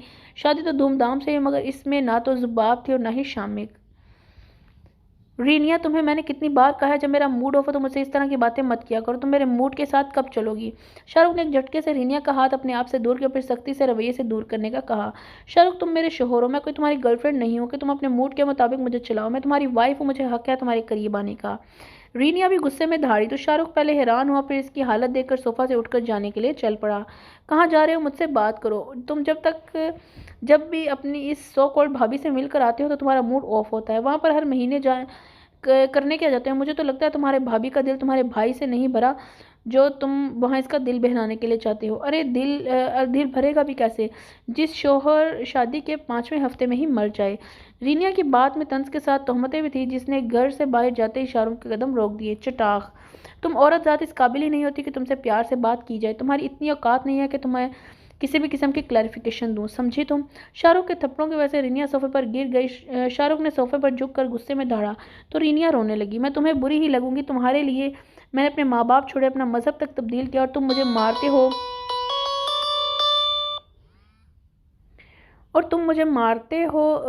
यही होना है मुझ जैसी लड़की के साथ। रीनिया ने रोते हुए अपने इस रिश्ते के लिए दी गई कुर्बानियां याद कर और फिर भागती हुई कमरे में चली गई, जबकि शाहरुख पीछे सिर्फ पछताता रहा। मॉम, आज मेरा और हानिया का एडमिशन स्कूल हो जाएगा। मीना हिल जो कि जुबाब के सामने बैठी बाल बनवा रही थी तो खुशी से बोली। जुबाब को शाहरुख की कल वाली बात पर यकीन नहीं था, इसलिए बच्चियों को कुछ भी नहीं बताया। मगर जब सुबह होते ही शाहरुख अपार्टमेंट में आया और बच्चियों को एडमिशन के लिए ले जाने का बोला तो जुबाब बच्चियों को तैयार करने लगी। जी मेरी जान, अंकल आप दोनों का एडमिशन करवाएंगे और फिर आप इधर मेरी गोद में बैठो। जुबाब ने मिनाहिल की चोटी को आखिरी बल देकर प्यार भरे कहा और फिर इसे उठाकर गोद में बिठाया। देखो मेरी जान, आपको पता है ना आपकी मोम यहाँ से बाहर नहीं जा सकती ना, तो मेरी बेटी आपको हानिया का मेरी तरह ख्याल रखना है, और आप दोनों किसी भी अनजान अंकल से बात नहीं करोगी। अगर आपके साथ बाहर कोई भी किस्म की हरकत करे तो आपने मुझे आकर बताना है। मैं अंकल को बोलूँगी तो वैसे अच्छी तरह देख लेंगे, ओके? जुबाब ने मिनाहिल को नसीहत करते हुए अपने बच्चों के मुताबिक समझाते हुए कहा। ओके मोम, मैं स्कूल से आने के बाद आपको सब कुछ बताऊंगी। मिनाहिल ने जुबाब के गाल पर प्यार करते हुए प्यार से कहा तो जुबाब को कुछ सुकून हुआ। बच्चियों को शाहरुख के साथ भेजकर जुबाब का दिल बहुत घबरा रहा था। घर का काम करने के बाद भी जुबाब परेशान थी। बच्चियां इससे पहली बार दूर हुई तो जुबाब का दिल बहुत घबरा रहा था। शाहरुख और बच्चियों को गए पूरे 3 घंटे हो गए। अब जुबाब की बेचैनी बढ़ती गई। वो मोहित को गोद में उठाए अपार्टमेंट के लॉन्च में चक्कर लगाना शुरू हो गई। तुम मेरी बेटियों को कहाँ लेकर गए थे? तुम्हें पता है मेरा दिल कितना घबरा गया था। जुबाब शाहरुख के अपार्टमेंट में दाखिल होते ही इस पर बरस पड़ी। वह भाभी बच्चियों को school uniform, school bags, lunch box लाने में टाइम लग गया। शाहरुख ने अपने पीछे आती बच्चियों की तरफ इशारा करते हुए कहा। जुबाब ने शाहरुख के पीछे आती बच्चियों की तरफ देखा तो स्कूल बैग्स को कंधों पर लगाए लंच बॉक्स अपने हाथों में पकड़ती हुई जुबाब के पास आई। हाँ तो बंदा बता कर तो जाता है, जुबाब अपनी शर्मिंदगी छुपाते हुए बोली। वो भाभी मैं अब चलता हूँ। शाहरुख जुबाब से किसी भी किस्म का जवाब दिए बगैर अलविदाई जुमला कहकर वहां से चला गया। मोम बताऊं आज क्या क्या हुआ? मिनाहिल ने खुशी से बोला। नहीं, पहले आप दोनों जाकर अपना यूनिफॉर्म और बाकी चीज़ें कमरे में ले जाएं, फिर मुझे आकर बताएं कि आपने आज क्या क्या किया, ओके? जुबाब ने प्यार से मिनाहिल को पहले चीज़ें कमरे में रखने की हदायत की और फिर से बातें बताने का बोला। मिनाहिल जुबाब की बातों पर अमल करती पहले हानिया का सामान कमरे में लेकर गई और फिर अपना। इतनी देर में जुबाब ने हानिया और मिनाहिल के लिए नूडल्स बनाकर लाई। हम तो अब बताओ मेरी बेटी ने क्या क्या किया? जुबाब ने मिनाहिल के आगे नूडल्स रखे और लाड प्यार से पूछो। वो मोम, हम ना अंकल के साथ जिस स्कूल में गए वो बहुत बड़ा था। वहाँ पर 2 आंटियों ने हमसे दोनों से सवाल पूछे और हानिया और मैं सारे सवालों के जवाब सही दिए। फिर इनमें से एक आंटी ने कहा मैं और हानिया एक क्लास में पढ़ेंगे।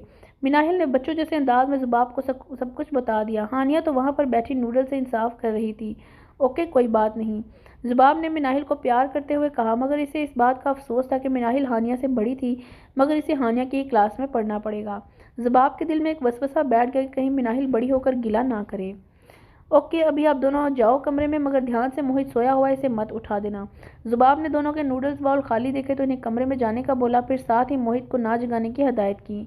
मिनाहिल, हानिया बेटा उठ जाओ, आप भूल गए आज आपके स्कूल का पहला दिन है। जुबाब अपने बालों का जूड़ा बनाते हुए कमरे में दाखिल हुए और साथ ही साथ गधे घोड़े या फिर यूं कहो कि सारा जहान बेचकर सोई मिनाहिल और हानिया को जगाया। हानिया तो जुबाब की एक आवाज़ पर ही उठ गई, मगर मिनाहिल को सोया हुआ उठाना तो जो है शेर लाने के मुतरादिफ था। मिनाहिल उठ जाओ, तुम तो मेरी प्यारी बेटी हो ना। जुबाब ने एक बार फिर मिनाहिल को प्यार से उठाना चाहा। मिनाहिल अज उठ जाओ। अब अगर तुमने 2 मिनट नहीं उठी तो मैंने तुम पर पानी फेंक देना है। जुबाब ने जब मिनाहिल को उठाने की सारी तदबीरें नाकाम हुई तो गुस्से में बोली, मिनाहिल उठो, अभी मैंने नाश्ता भी बनाने जाना है। अब की बार जुबाब ने मिनाहिल को बाजुओं से पकड़कर उठा के बैठा दिया। चलो अंदर जाओ, 1 मिनट में तैयार होकर आओ। जुबाब ने मिनाहिल को बाजू पकड़े वॉशरूम में ले गए और मिनाहिल आधी सी सोई बेदार कैफियत में वॉशरूम के बाहर खड़ी थी। जुबाब के इस तरह बाजू पकड़ने पर मिनाहिल को तकलीफ हुई तो वो रोना शुरू हो गई। इस सब अरसा में हानिया यूनिफॉर्म पहनकर तैयार होकर नाश्ते की टेबल पर चली गई। जुबाब ने मिनाहिल के रोने की खातिर में लाए बगैर मिनाहिल को वॉशरूम ले गए, फिर इसे इसके दांत ब्रश करके हाथ मुंह धोलाकर बाहर लाई, जल्दी जल्दी से यूनिफॉर्म पहनाया, बाल बनाए, जबकि मिनाहिल इस तमाम अरसे में रोती रही। मगर इसके रोने की फिक्र किसको थी। मिनाहिल को तैयार करके इसे उठाकर किचन में लाई और फिर जल्दी जल्दी नाश्ता बनाकर लंच बॉक्स में नगेट्स डाले। मिनाहिल बस करो, अब जाओ, अंकल वेट कर रहे हैं आपका। हानिया नाश्ता करके शाहरुख की गाड़ी की आवाज़ सुनकर भागती हुई बाहर चली गई, मगर मिनाहिल जुबाब के गले से हट ही नहीं रही थी। आप मुझे गाड़ी तक छोड़ो, मिनाहिल ने रोते हुए एक नई जिद की। अरे बेटा, मैं बाहर नहीं जा सकती, जुबाब ने अपनी मजबूरी बताई। मुझे नहीं पता, मिनाहिल ने अटल अंदाज में कहा। ओके चलो, जुबाब ने हार मानते हुए कहा। वो सॉरी, मैं कभी भी बाहर ना आती, ये इन सब की जिद थी। मिनाहिल, अब आप गाड़ी में बैठो। जुबाब ने शाहरुख को बिला वजह की वजाहत दी। जुबाब आज 2 साल बाद अपार्टमेंट की चार दीवारी से बाहर निकली थी तो इसे एक अजीब सी बेचैनी का एहसास हुआ, क्योंकि जुबाब को चार दीवारी की आदत हो गई थी। अब इसका खुली फिजा में दम घुटता था, जो कि एक आम बंदे का बरअक्स था। कोई बात नहीं भाभी, शाहरुख ने जुबाब के साथ चिमटी हुई मिनाहिल को दूर करते हुए बोला, जिसके जवाब में हानिया ने सिर्फ सर हिलाने पर ही इत्तफा किया। हाय। मिनाहिल और हानिया की गाड़ी में बैठने पर जुबाब ने अपना दायां हाथ हिलाकर इनको अलविदा किया और गाड़ी के चलते हुए भागती हुई अपार्टमेंट में चली गई। उफ अल्लाह, ये क्या था, मुझे बाहर बेचैनी क्यों हो रही थी। जुबाब ने अपार्टमेंट में आते ही अपने मुंह पर आते हुए पसीने को साफ कर अपनी धड़कन को काबू करते हुए बोली, अब मैं बाहर नहीं जाऊंगी। वैसे ही मिनाइल की जिद को पूरा करने के लिए चली गई थी। जुबाब ने अपने दिल में मुसम्म इरादा किया और फिर किचन की तरफ चली गई। शाहरुख, तुमने अपने भतीजों के लिए पिक एंड ड्रॉप सर्विस भी शुरू कर दी। शाहरुख के इतनी सुबह घर से जाने पर नाश्ता करती रिनिया ने तंज किया। तुम्हें इससे कोई सरोकार नहीं होना चाहिए। शाहरुख ने सुकून से नाश्ता करते हुए रिनिया के इसके तंज का जवाब दिया। आज तुम अपनी भतीजियों को सर्विस दे रहे हो, कल तुम अपनी भाभी की गुलामी करोगे। रिनिया ने शाहरुख की बेपरवाह अंदाज पर दांत पीसकर बात की। तुम आज मुझे बताओ कि तुम आखिर भाभी से मसला क्या है, वो तुम्हें कहती क्या है। शाहरुख ने गुस्से में कांटा इतनी ज़ोर से प्लेट पर फेंका कि इसकी अच्छी खासी आवाज़ पैदा हुई। मुझे इसके साथ प्रॉब्लम है क्योंकि वो लड़की अब तुम्हारी भाभी नहीं है। वो लड़की हसीन जवान होने के साथ साथ कम उम्र भी है, जिस पर तुम्हारी नीयत कभी भी बदल सकती है। शाहरुख के कहने पर रीनिया ने अपनी सारी प्रॉब्लम बता दी। तुम्हें शर्म आनी चाहिए रीनिया, वो मेरी भाभी है क्योंकि मेरा भाई अभी भी ज़िंदा है, और अगर अल्लाह ना करे मेरा भाई इस दुनिया में ना भी रहे तब भी वो मेरी भाभी ही है। मुझे उम्मीद है कि अब तुम कभी भी इस तरह की बात नहीं करूँगी। शारिक अपनी कुर्सी को पीछे की तरफ धकेल कर गुस्से में रीनिया के ऊपर धाड़ा। क्या तुम्हारा भाई जिंदा है? ये कैसा मजाक है? सारी दुनिया जानती है कि तुम्हारा भाई इस बम ब्लास्ट में मर चुका था। रीनिया ने बेचैनी से कहा। तुमने जो समझना है समझो, प्लीज़ सुबह सुबह मेरा मूड मत खराब करो, शाहरुख ने तंगाकर कहा और फिर ज़्यादा देर वहाँ नहीं ठहरा। शाहरुख रीनिया से लड़कर एक अनजाने रास्ते पर गाड़ी चला रहा था। एक तवील मुसाफत के बाद शाहरुख ने गाड़ी एक टूटे फूटे घर के बाहर रोकी। शाहरुख ने लकड़ी के दरवाजे पर गाड़ी की चाबी से दस्तक दी और पहली दस्तक पर दरवाज़ा खुल गया। भाई कहाँ है? दरवाज़ा खोलते ही सामने खड़ी लड़की से पूछा। वो कमरे में है। नर्स की तरफ से दो टोक अंदाज में जवाब दिया गया तो शाहरुख ने हाँ में सर हिलाकर अंदर चला गया। भाई कैसे हैं आप? शाहरुख ने बेड पर लेटते हुए शामिक को कहा। मुझे जुबाब के पास जाना है शाहरुख, अब मैं ठीक हूँ। शाहरुख शामिक की इस जल्दबाजी पर हंस पड़ा। शामिक पर हुए हमले के वक्त शहराम कसूरी के आदमियों ने इसे बचाकर गाड़ी में डाल दिया। शहराम कसूरी को हमले से कुछ देर पहले ही खबर हुई थी कि शामिक पर कातलाना हमला होने वाला है, तो इन्होंने थोड़ी देर में हमले में शामिल गार्ड्स को पकड़ लिया और इसको मार के इसका चेहरा मुस्ते करके इसे शामिक की जगह मरा हुआ साबित कर दिया। शामिक को गाड़ी में डालकर अस्पताल रवाना किया। शामिक को इतनी चोटें नहीं आई थी, मगर समीर की फौतगी का इसे इतना सदमा हुआ कि इसको पैनिक अटैक हो गया, और इस बार अटैक इतना शदीद था कि शामिक की जान बचाने के लिए डॉक्टर्स को इसकी न्यूरो सर्जरी करनी पड़ी, और इस बार गोली का टुकड़ा निकाल लिया। न्यूरो सर्जरी के बाद शामिक तकरीबन 2 साल कोमा में रहने के बाद इसे अभी 2 हफ्ते पहले ही होश आया था। शामिक के कोमा में जाने के बाद शहराम कसूरी और शारिक इस प्लान के मास्टर माइंड के पता करवाने लगे। जब शहराम कसूरी को पता चला कि इस हमले के master mind black tiger Asaf bag और स्कॉर्पियन मार्टल है, तो शहराम कसूरी ने शामिक की हालत का सारा गुस्सा जुबाब पर निकाला। शाहरुख और मेहरुन्निसा बेगम भी शामिक की हालत की वजह से चुप रहे और जुबाब से उखड़ा उखड़ा रवैया रखा। भाभी ये क्या है, आप जब से होश में आई हैं तब से भाई ये क्या है, आप जब से होश में आए तब से भाभी का पूछ रहे हैं। आपको तो बस वही प्यारी हैं और कोई नहीं, शाहरुख ने मसनूई रूठते हुए अंदाज में कहा, तो शामिक हंसने लगा।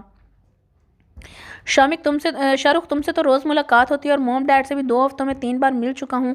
एक वही है जिसको एक बार भी नहीं देखा मैंने। शामिक जुबाब को याद करने की वजह बताते हुए बोला। ओके, फिर कल 2 साल बाद मिल लीजिएगा अपनी बीवी से, शाहरुख ने भी इजाज़त देते हुए बोला, तो शामिक ने ज़ोर से इसके पेट पर मुक्का मारा। मैं भी यही सोच रहा था कि कल जाकर अपनी वाइफ को प्यारा सा सरप्राइज़ दूँ, शामिक ने मुस्कुराते हुए शाहरुख से कहा, तो शाहरुख भी हंसने लगा। वैसे शाहरुख जुबाब ने इतने अरसे में बच्चों को कैसे संभाला होगा, शामिक ने सोचने वाले अंदाज में कहा, क्योंकि इसके मुताबिक जुबाब एक नासमझ बच्ची थी। बच्चियाँ अब स्कूल जाती हैं और बच्चा भी 2 साल का हो गया। भाभी इसे मोहित नाम से पुकारती हैं। शाहरुख ने भी खुश होकर बताया तो बच्चे का नाम सुनकर शामिक के चेहरे से मुस्कुराहट गायब होगी। शामिक मेरे बेटे का नाम सगीर रखना और मेरे तीनों बच्चों को कोशिश करना माँ बाप की कमी महसूस ना हो। अगर इन्हें मैं और मुतवफ़ा याद नहीं हुए तो इन्हें कभी भी मत पता चलने देना कि इनके माँ बाप कौन हैं। मेरे बच्चों को अपने बच्चों पर फोके देना और हो सके तो ये काम छोड़ देना। शामिक के सामने जब वही मंजर घुमा तो ना चाहते हुए शामिक की आंखों में आंसू आ गए। भाई क्या हुआ, आपका मूड क्यों ख़राब हो गया? शाहरुख ने जब शामिक के चेहरे का रंग बदलते देखा तो सवाल किया।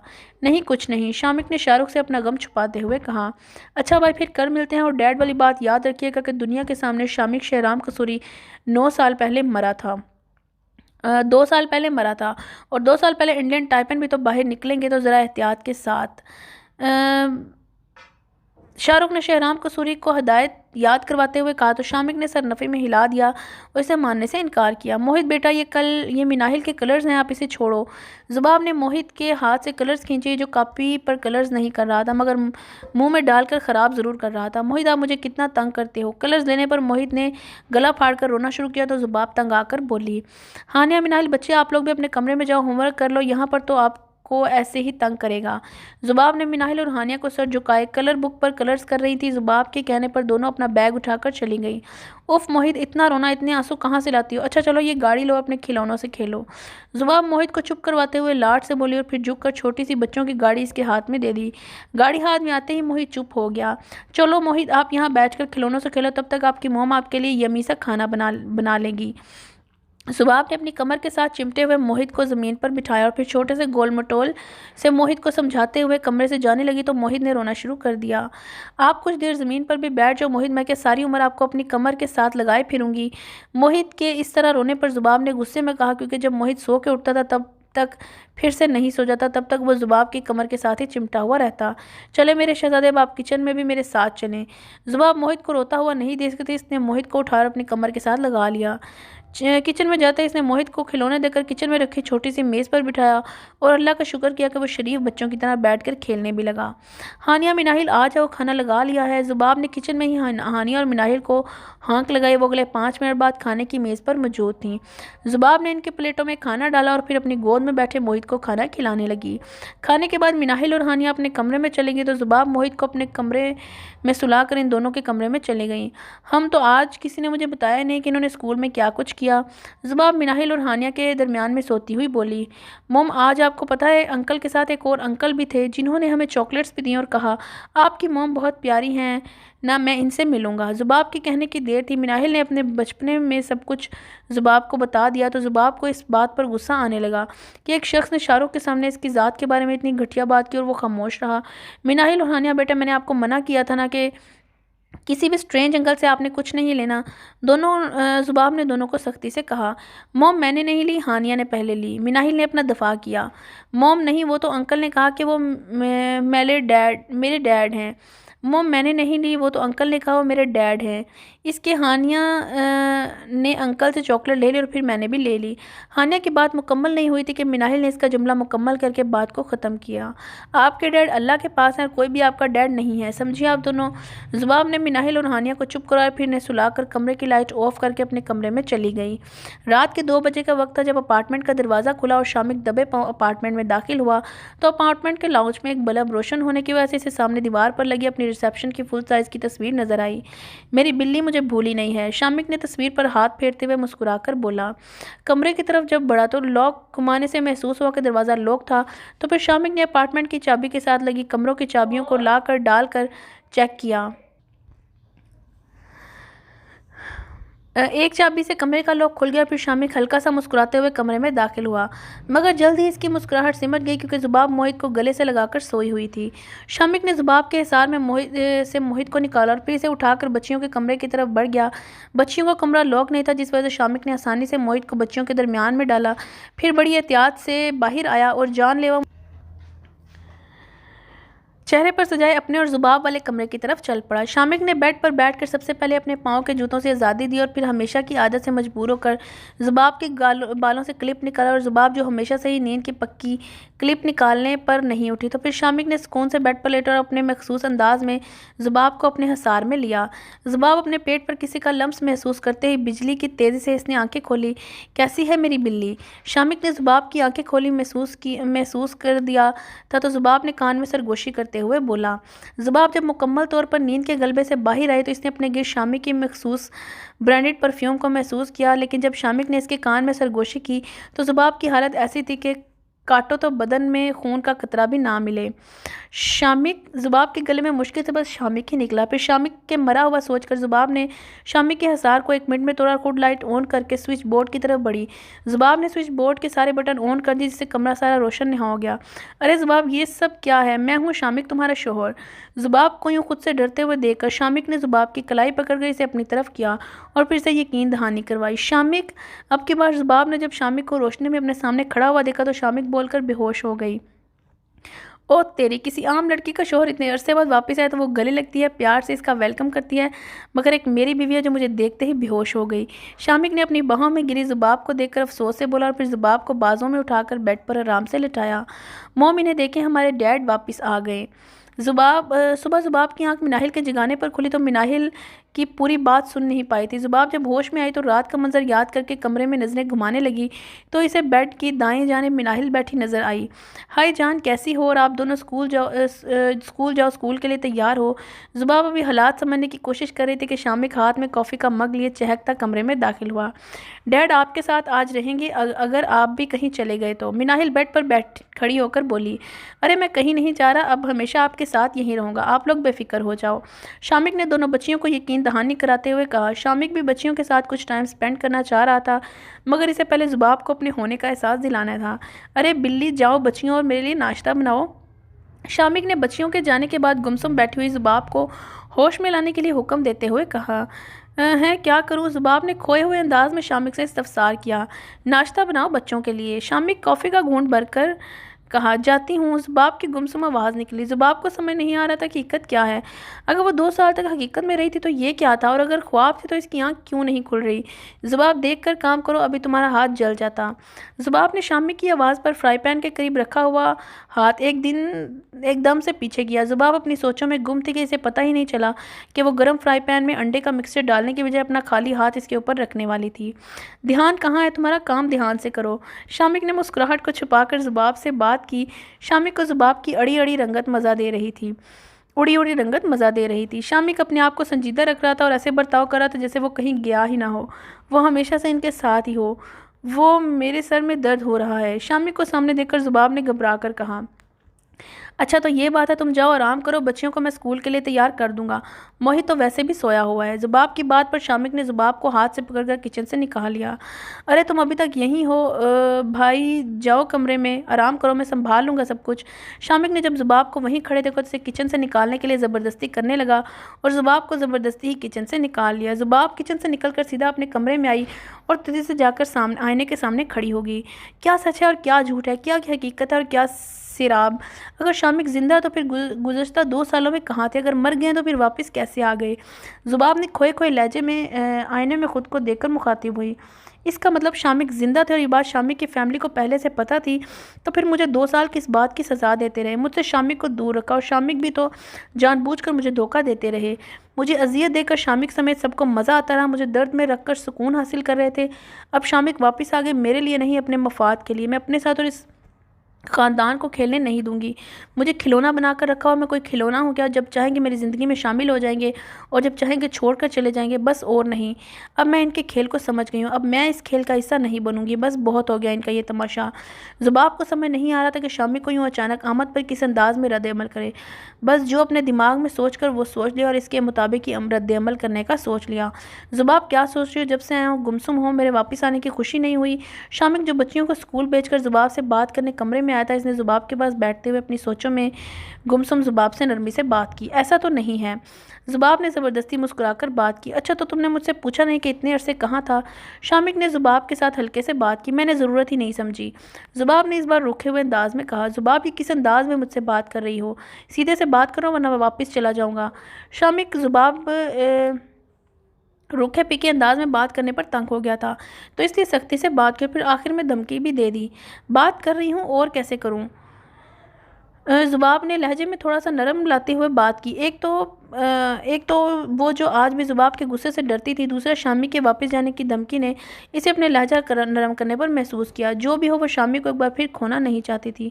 हम तुम्हारे दिल में चल क्या रहा है ज़ुबाब? तुम जो भी सोच रही हो अच्छा बुरा मुझे बताओ, मुझ पर गुस्सा उतारो, रोना चाहती हो रो लो, मगर इस तरह बेरुखी मत बरतो।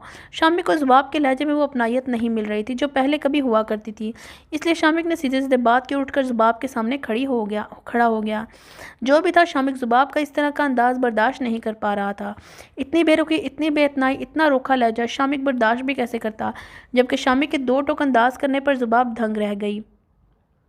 वाह, खुद पूरे 2 साल मुझसे दूर रहे, मैंने एक बार बेरुखी से बात की तो कैसे बातें करने लगे। हाँ, क्या मेरा हक नहीं था कि मैं आपसे नाराज़ होने का?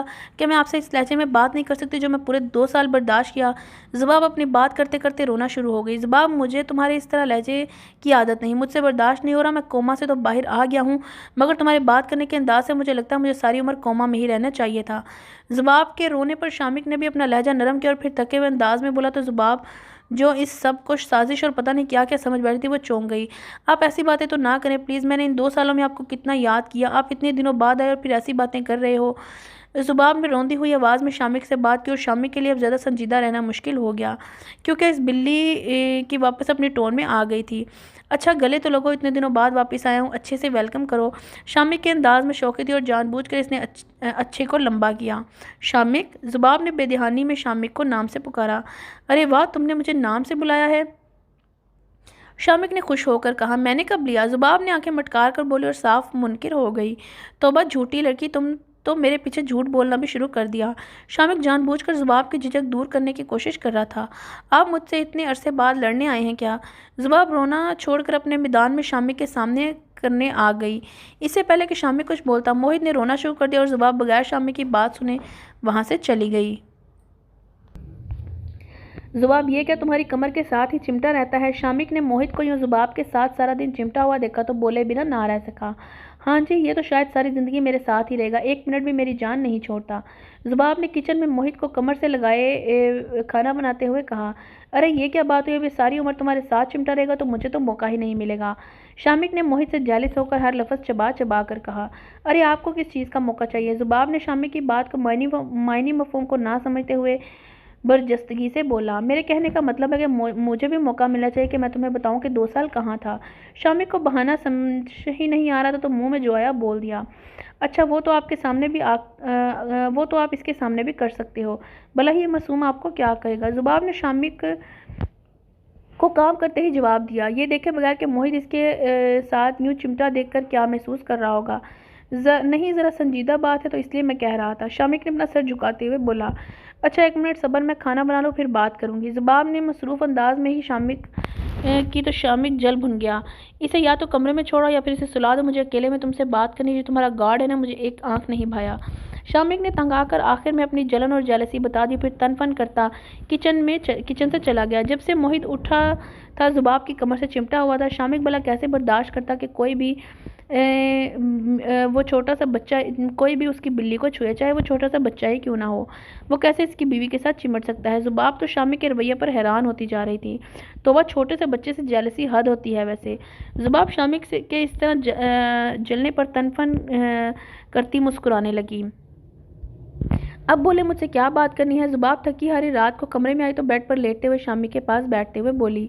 तुम्हें अब टाइम मिला है मेरे लिए? दोपहर में कहाँ थी कि मुझे तुमसे बात करनी और तुम अब आई हो? शामिक ने नाराज़ होकर ज़ुबाब से कहा। ज़ुबाब को इस बात का अंदाज़ा तो था कि शामिक नाराज़ हो, क्योंकि शामिक ने ना तो दोपहर में खाना खाया ना ही रात में खाना खाया। ज़ुबाब भी क्या करती, जब खाना बनाकर फारग हुई तो बच्चियाँ स्कूल से वापस आ गई। इनको खाना खिलाया, इनको होमवर्क करवाते हुए डिनर का वक्त हो गया, इसका इंतज़ाम किया। बच्चों को डिनर करवाने के बाद सुलाने में कब देर होगी इसे अंदाज़ा ही नहीं हुआ। सॉरी, टाइम ही नहीं मिला, बच्चों के 1000 काम होते हैं। ज़ुबाब ने शामिक के नाराज़ होने पर एकदम सॉरी बोलने पर ही आफियत जानी। हम अच्छा आओ टेरेस पर जाके बात करते हैं। शामिक ने जुबाब के सॉरी कहने पर ही इसका हाथ पकड़कर इसे टेरेस पर ले गया। समीर ने मेरी जान बचाने के लिए मुझे गाड़ी से धक्का दे दिया। अगर मुझे पता होता ना कि उस बैग में बम है तो कसम से कभी भी समीर को बैग से फाइल निकालने के लिए नहीं बोलता। मगर मुझे मेरी ज़िंदगी की पहली बार गलती हुई, एक बड़ी, जिसका पहला और आखिरी मेरे दोस्त मेरे अच्छे बुरे का राज मुझे छोड़कर चला गया। शामिक ने नुम आंखों से आसमान को देखते हुए अपने और जुबाब के दरमियान हायल खामोशी को तोड़ा। जुबाब ग्रिल के साथ खड़ी थी और शामिक ने इसको कमर की तरफ से हक करके जकड़ कर रखा हुआ था। आप अगर बच गए थे तो फिर इतना अरसा कहाँ थे? आपको पता है आपके जाने के बाद इस दुनिया ने मेरे साथ क्या सलूक किया था? जुबाब ने शामिक के सीने पर सर टिका कर रोंदे हुए लहजे में कहा। मैं बच तो गया था जुबाब, मगर न्यूरो सर्जरी की वजह से मैं कोमा में चला गया था। अभी 2 हफ्ते पहले मुझे होश आया था, जिसकी वजह से मैं इस दुनिया को तुमसे बेरुखी बरतने से नहीं रोक पाया। तुम मुझे खुलकर बताओ, किसने तुम्हें क्या कहा था? शामिक ने अपने आंसू साफ करके जुबाब के कंधे पर सर रखकर प्यार से जुबाब के सर के साथ सर टकराकर बोला। शामिक को लगा शायद जुबाब को बाहर किसी ने तंग किया होगा। इसे ये नहीं पता कि जुबाब के जुल्म करने वाले इसके अपने थे। आप गुस्सा होंगे, जुबाब ने डरते हुए कहा, क्योंकि इसे इस बात का अंदाजा था शामिक इसे चोट पहुंचाने वाले को नहीं छोड़ेगा, वो इसके अपने ही क्यों ना हो चाहे। मैं गुस्सा नहीं करूंगा, मैं तो इसकी नस्ल खत्म कर दूंगा। पहला जुमला इसने जुबाब के साथ सामने बोला, बल्कि बाकी जुमला इसने दिल में ही बोला। वो मुझे अंकल ने मारा था। जुबाब ने हिम्मत करके अपनी बात का आगाज़ किया, मगर शामिक ने अपने डैड का नाम सुनकर इसने जुबाब को झटका दिया और अपने सामने कर लिया। क्या कहा तुमने? डैड ने तुम्हें क्यों मारा था? जुबाब, मुझे एक एक लफ्ज़ बताओ कि मेरे पीछे डैड ने तुम्हारे साथ क्या क्या किया। शामिक अपने गुस्से को जितना कंट्रोल करके जुबाब से बात कर सकता था बात कर रहा था, मगर अगर जुबाब कुछ ना बोलती तो शायद शामिक इसको टेरेस से ही उठाकर फेंक देता। शामिक इस कदर गुस्से में देखकर जुबाब डर गई और दिल में पछताई कि क्या ज़रूरत थी इसे अपने दुखड़े सुनाने की, मगर अपनी जान बचानी थी तो जुबाब ने रोते हुए शामिक को सब कुछ बता दिया। जुबाब, रोना बंद करो, जो तुम जितना रोगी मुझे मेरी फैमिली से इतनी ही नफरत होगी। अगर तुम चाहती हो कि मैं इनसे नफरत ना करूं तो चुप हो जाओ। जुबाब को गले से लगाकर शामिक ने अपना गुस्सा जब्त करते हुए बोला, तो जुबाब ने एकदम अपने आंसू साफ कर दिए। जुबाब, तुम पर ज़बरदस्ती नहीं करूंगा, बस इतना कहूंगा कि तुम मेरी फैमिली को अगर माफ़ कर सकती हो तो कर लेना।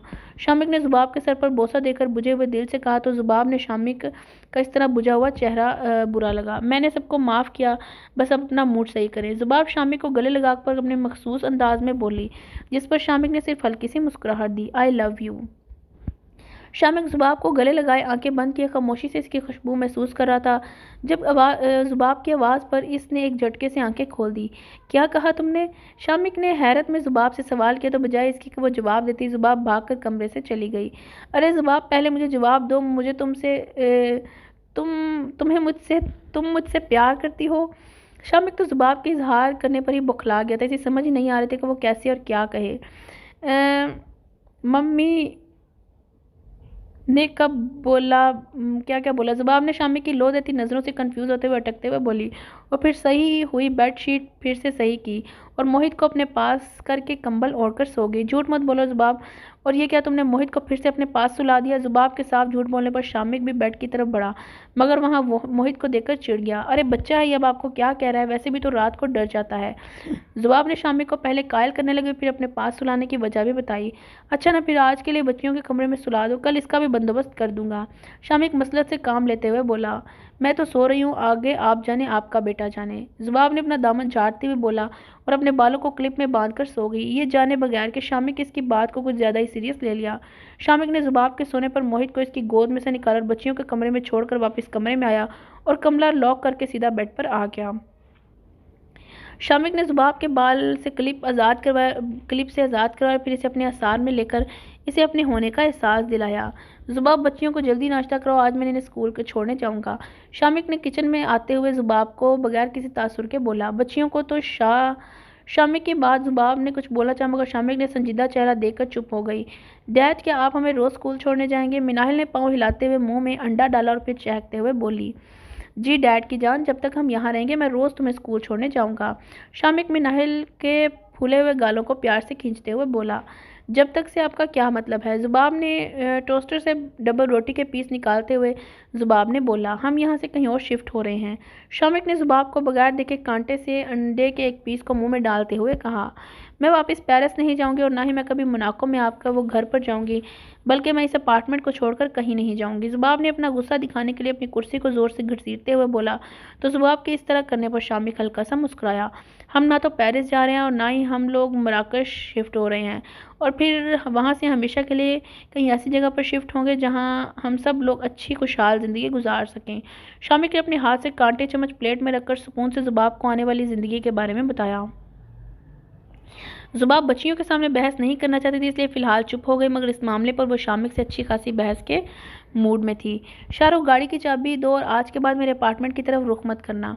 शामिक ने नाराज़ लहजे में शाहरुख, जो कि बच्चियों को स्कूल छोड़ने आया था, इससे चाबी मांगी। पर भाई बच्चे, शाहरुख को शामिक का रवैया समझ ही नहीं आया तो कुछ बोलने की कोशिश की, मगर शामिक ने हाथ के इशारे से इसे चुप करवा दिया। मेरे पीछे जो मेरी बीवी के साथ हुआ है, इसके बाद ना तो मैं मोम डैड का चेहरा देखना और ना ही तुम्हारा। डैड को बोल देना कि अब शामिक किसी भी किस्म का कोई ताल्लुक ना रखे। दुनिया के सामने तो मैं मर ही चुका हूँ, पर तुम लोगों के लिए अभी मैं मर चुका हूँ। आज के बाद यहाँ का रुख मत करना और तुम यहाँ से जा सकते हो। शामिक ने बगैर शाहरुख की आंखों में देखे एक एक लफ्ज़ कर्ब में मुब्तला होकर बोला था, जो शामिक के लिए, इसकी फैमिली, इसके लिए बहुत अहमियत का हामिल थी। मगर जिस तरह का रवैया ज़ुबाब के साथ इख्तियार किया गया था, इसके बाद इसे एक इंतहाई कदम उठाना ही था, क्योंकि इसे सब पर ज़ुबाब की अहमियत भी वाज़िया करनी थी। भाई, शाहरुख ने रोंदी हुई आवाज़ में शामिक को पुकारा, मगर नम आंखों से ज़ुबाब को देखा। वो आई मीन शाहरुख के इस तरह नम आंखों से देखने पर ज़ुबाब को इसके लिए बहुत बुरा महसूस हुआ, तो शामिक को इस तरह ना करने के लिए रोकना चाहा। फिर शामिक की गुस्सीली निगाह डालने पर कुछ बोल नहीं पाई। तुम अभी तक यहीं खड़े हो? शाहरुख को वहीं बुत बने हुए खड़ा देखकर शामिक ने एक लुकमा दिया तो शाहरुख की आंखें इस बार छलक पड़ी थीं। वो ऐसे रोता हुआ ही अपार्टमेंट से बाहर चला गया। बच्चों, चलो स्कूल। शामिक ने मुस्कुराते हुए बच्चियों को स्कूल जाने का बोला। वो दोनों ने खुशी से हाँ में सर हिलाया तो शामिक दोनों को ही गोद में उठाए अपार्टमेंट से बाहर निकल गया।